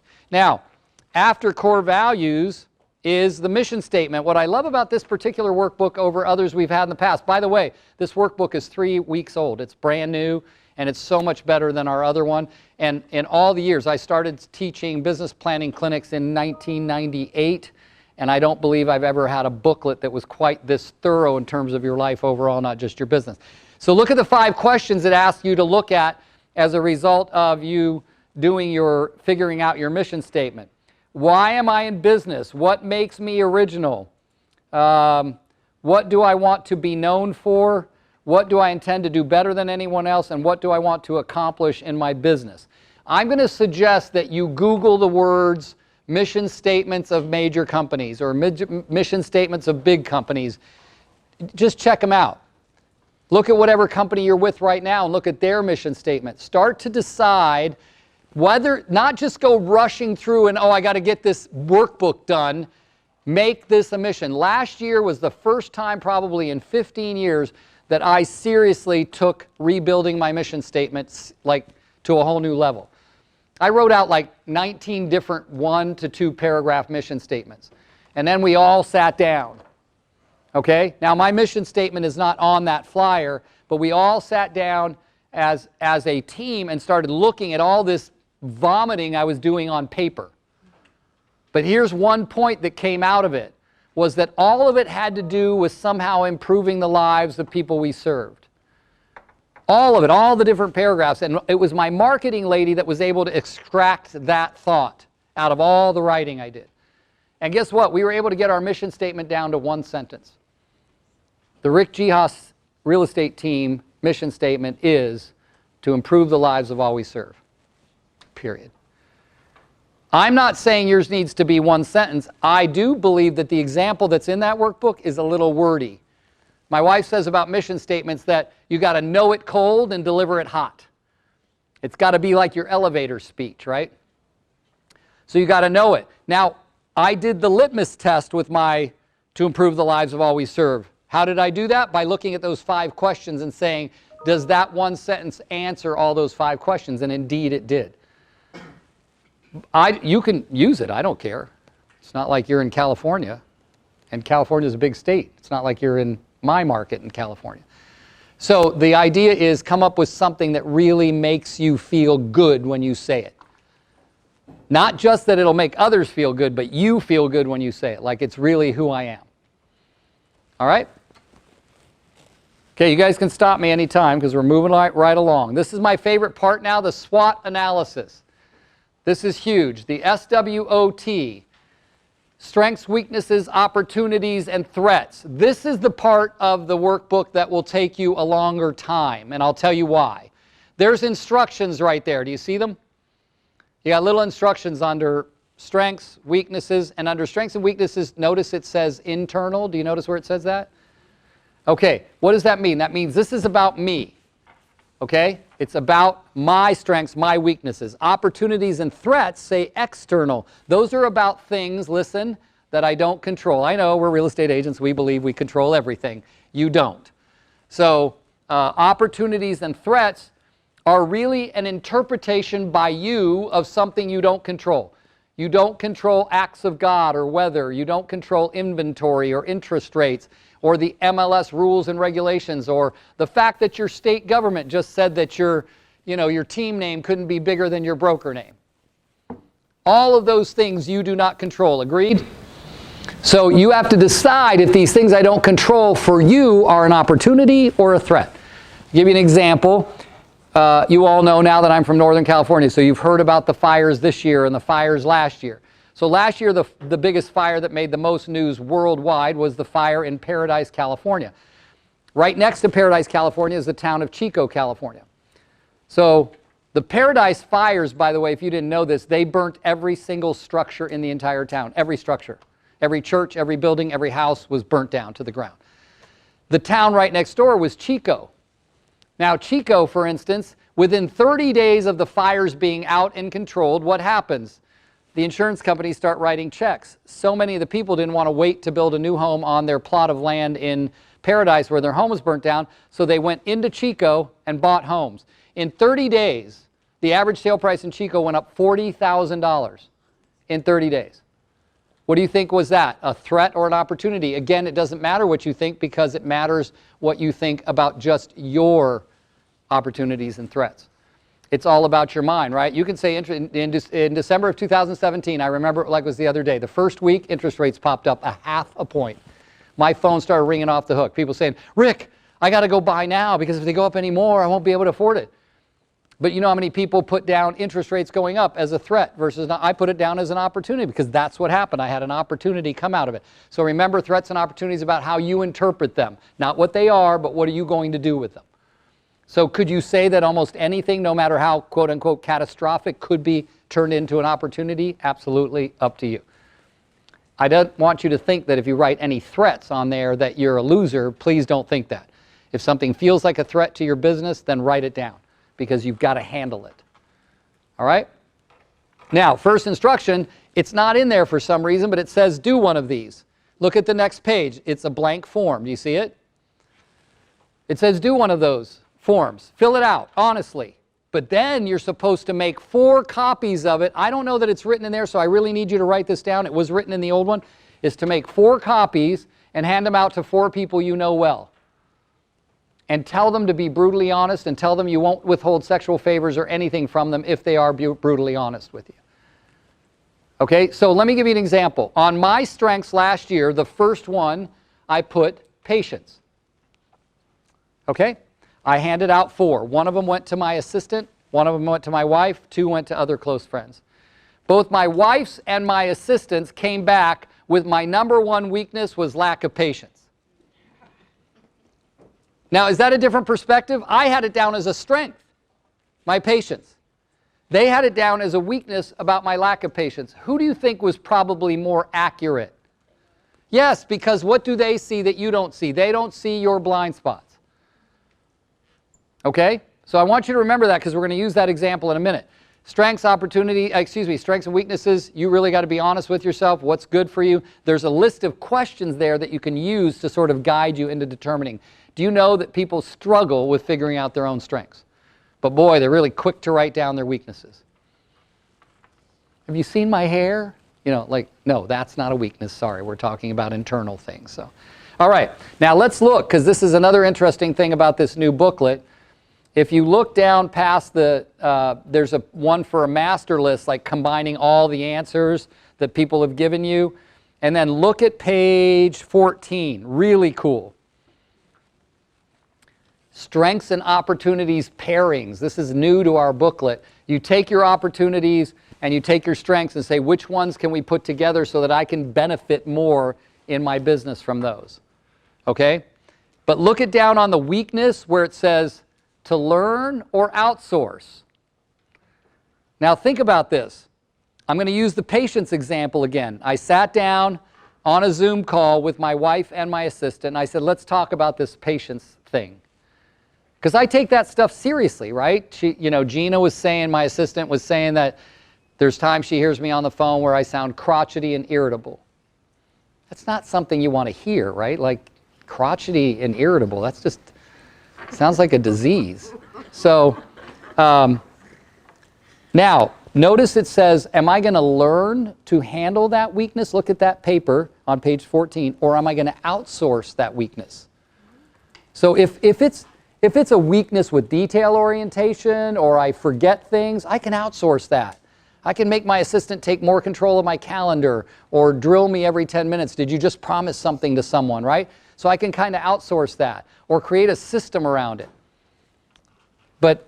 But if patience is going to change the way I communicate with realtors that are trying to sell my listings or show my properties, maybe I need to learn a little bit about that. So what we did is we did a little of both. I've got to learn to maybe not take calls that might be realtors asking me questions that are already answered in the MLS, which is one of the things that Gina and my wife decided was the thing that pisses me off more than anything, is when you call me to ask me a question that's already answered in the MLS if you had just read the MLS. Anybody but me want to kill people when they do this? No, just me? Okay. So do you all have here a section called confidential remarks, like we do? Agent to agent confidential remarks? I just want to go, did you freaking read the confidential remarks? But that's where I'm getting better at that, right? So I'm passing those calls. I get a call, hey Rick, I'm calling you about your listing. I go, if it's anything other than offer date and time, can I get you to my assistant because she can help you with the rest? Right? Take away the reasons that I explode on the phone. All right.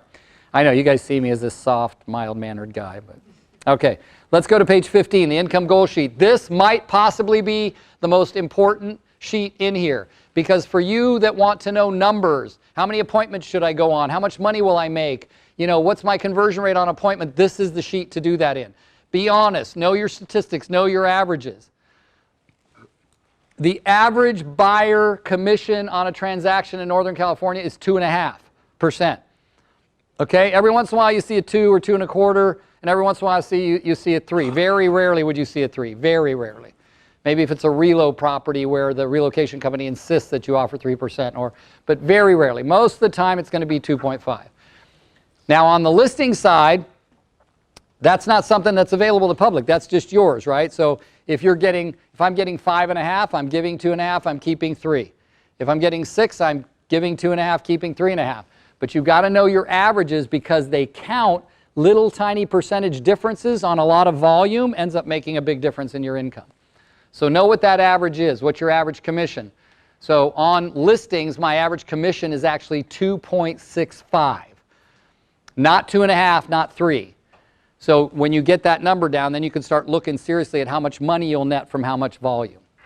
Okay? All right, there's a lot of good news in there. So look at that sheet, analyze it, look at the bottom where it says what are your prospecting activities, when are you going to do them, how much, what are your goals for monthly and annual income, buyer goals versus listing goals, all kinds of things. This is a really quality sheet and I ask you to spend a little quality time with it. Remember, when I send you the email, you're going to have my cell phone. You got all kinds of ways to reach out for help, or you can suffer on your own. But what I might suggest is people from different offices and different companies get together and hold each other accountable to doing a quality business plan workbook. All right, we're moving on. The next page, which is page 16.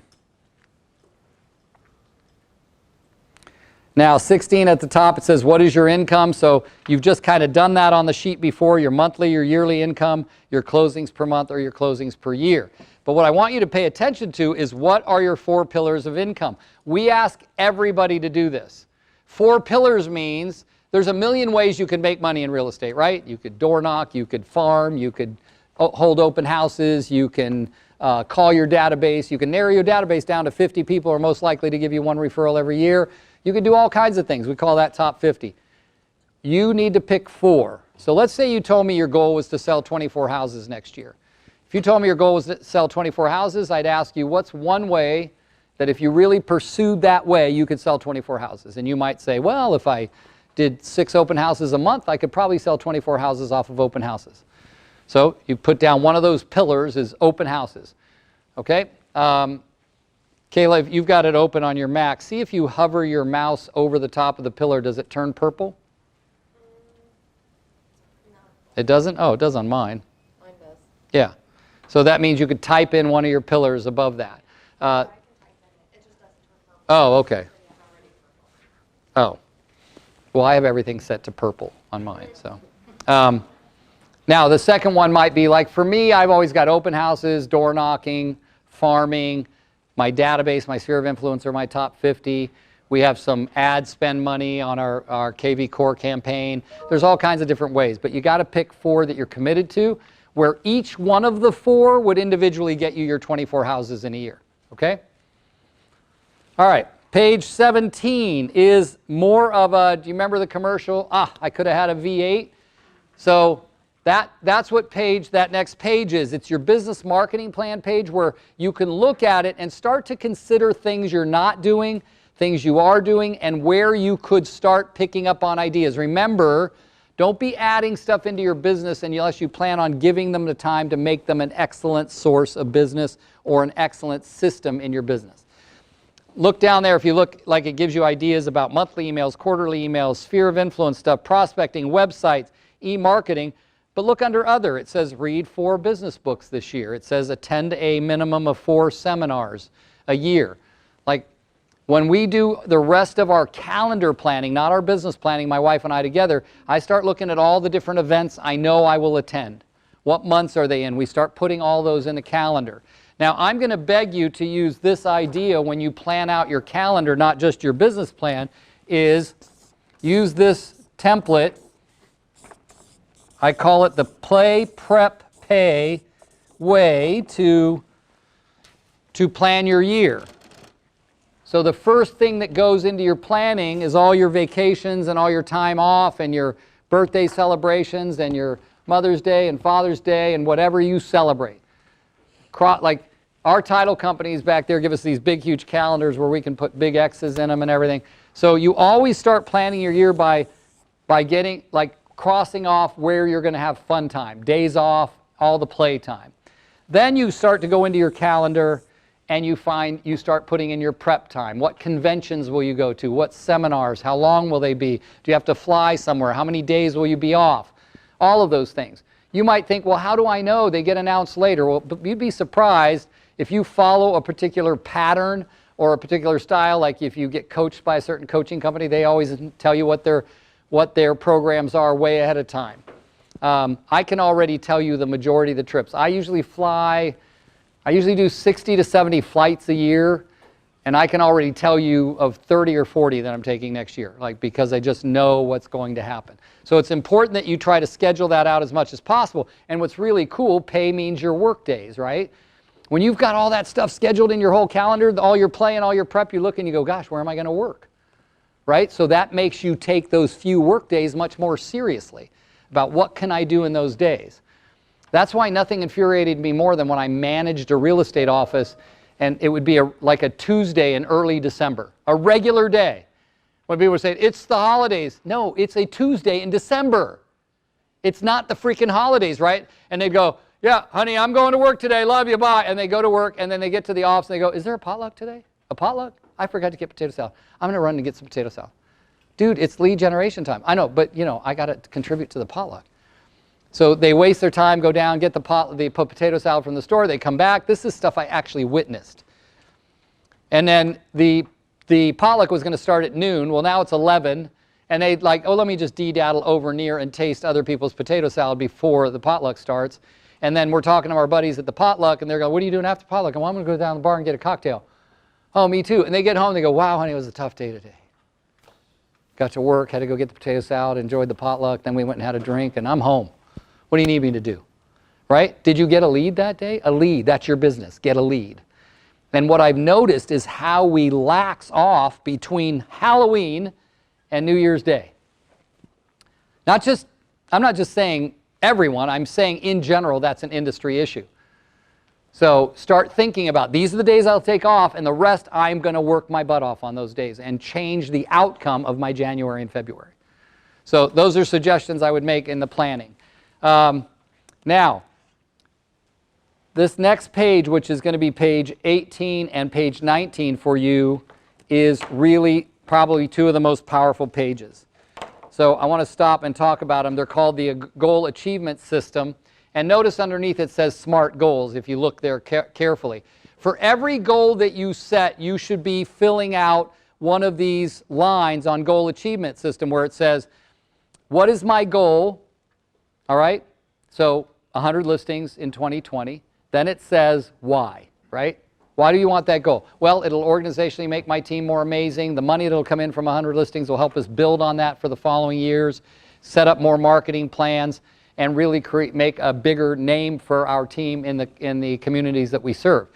And then it says, what have been my excuses for failure up to now? Do you see that? You've really got to take those questions seriously and say, up till now, why have you never taken 100 listings, you big freaking loser? Or, why haven't you taken 100 listings? Okay, my excuses for failure: I travel a lot, I speak a lot, I coach, I have a lot of other passions outside of real estate.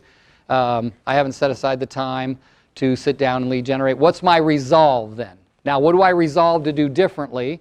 Okay, my resolve to do differently is 4 days a week of 90 minutes a day of specific lead generation towards getting listings. FSBOs, expireds, calling my database, whatever. Door knocking, okay?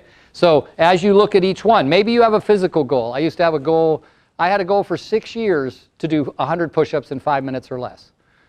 For 6 years. I finally reached that goal in February of this year, to do 100 push-ups in 5 minutes or less. So, but it would say, why, you know, what's your next physical goal? Like mine is 172 pounds weight with 14% body fat, or something like that. So those are, you got to set goals in every area that you want to set goals in. Don't let anybody tell you not to. And for every one of them, you've got to do the why, the excuses for failure, and the resolve. Now, if you go to the second page, which is page 19, sorry, they have one of those each for the family, faith, fun. Yeah, I got 10 minutes. I'm wrapping up.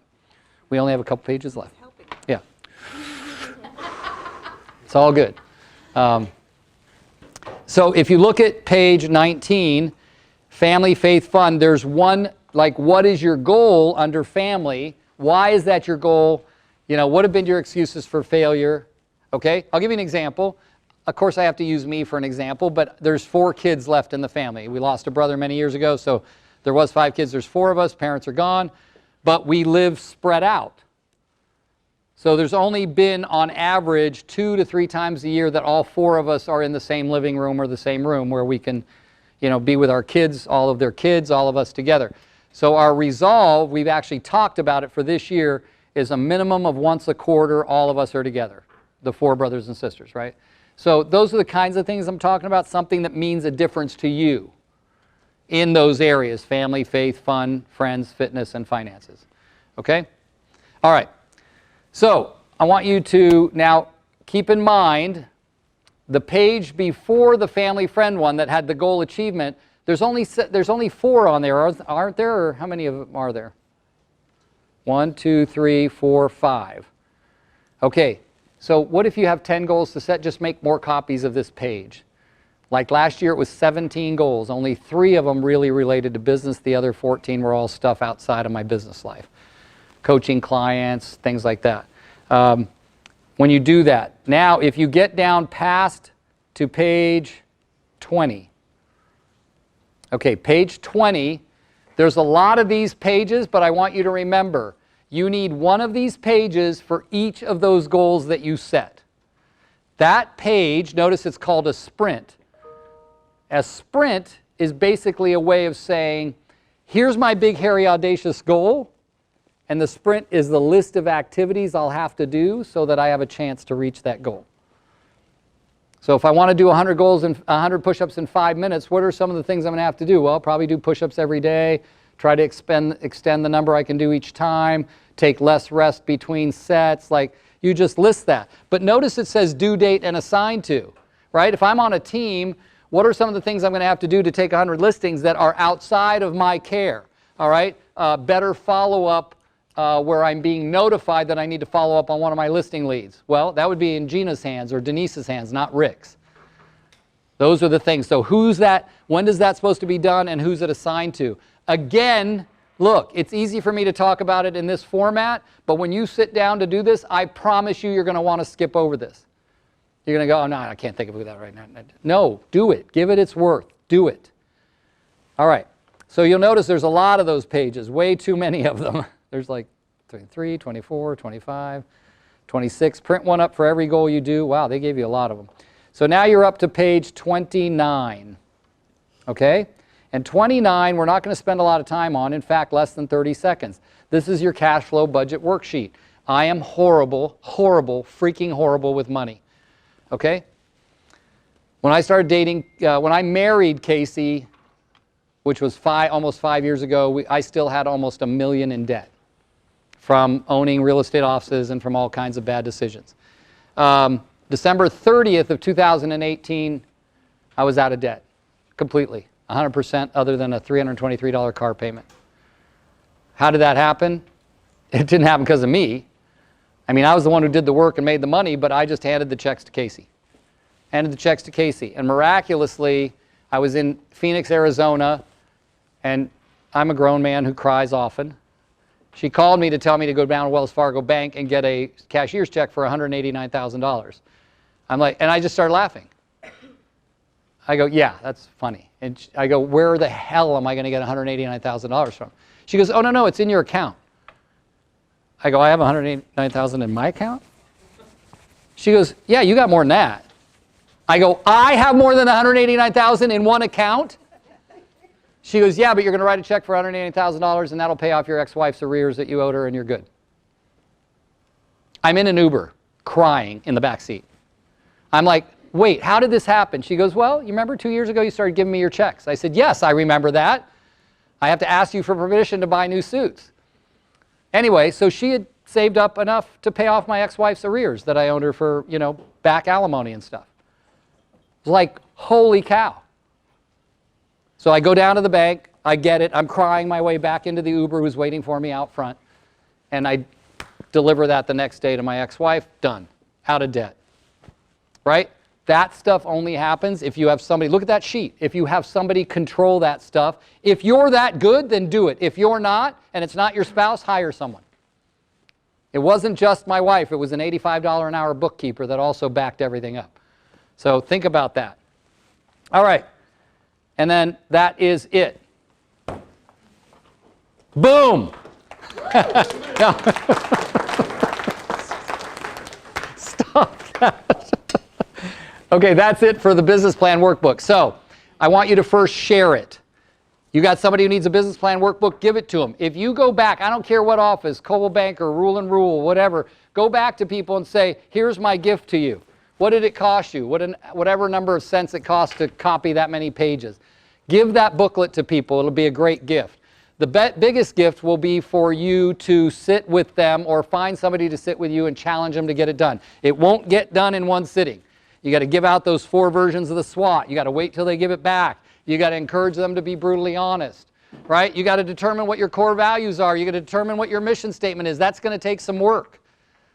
Give this its worth, please. Because next year, right, if you do the same workbook or another, you won't have to do core values again. You won't have to do mission statement again. Your SWOT analysis will be much easier next year than it was this year because you'll be more in tune with those things. All right? Last thing I'm going to tell you, don't forget, if you can leave your card on your table or you can drop it off on this one. If you want the free consultation from Workman Success Systems, fold the corner. I still need your card even if you don't, because I'm going to send you all an email with all of the other attachments that I promised, including the disc link. I'll also throw in there the 5 love languages link, just in case you have trouble Googling that. And then I'm going to attach some new forms. Besides the workbook, I'll attach some forms that you can use in your business, like a top 50 form, a booklet called How to Determine Your Top 50, all kinds of free little gifts that I'll send you. Thank you all for welcoming me and taking such good care of me. See you next time.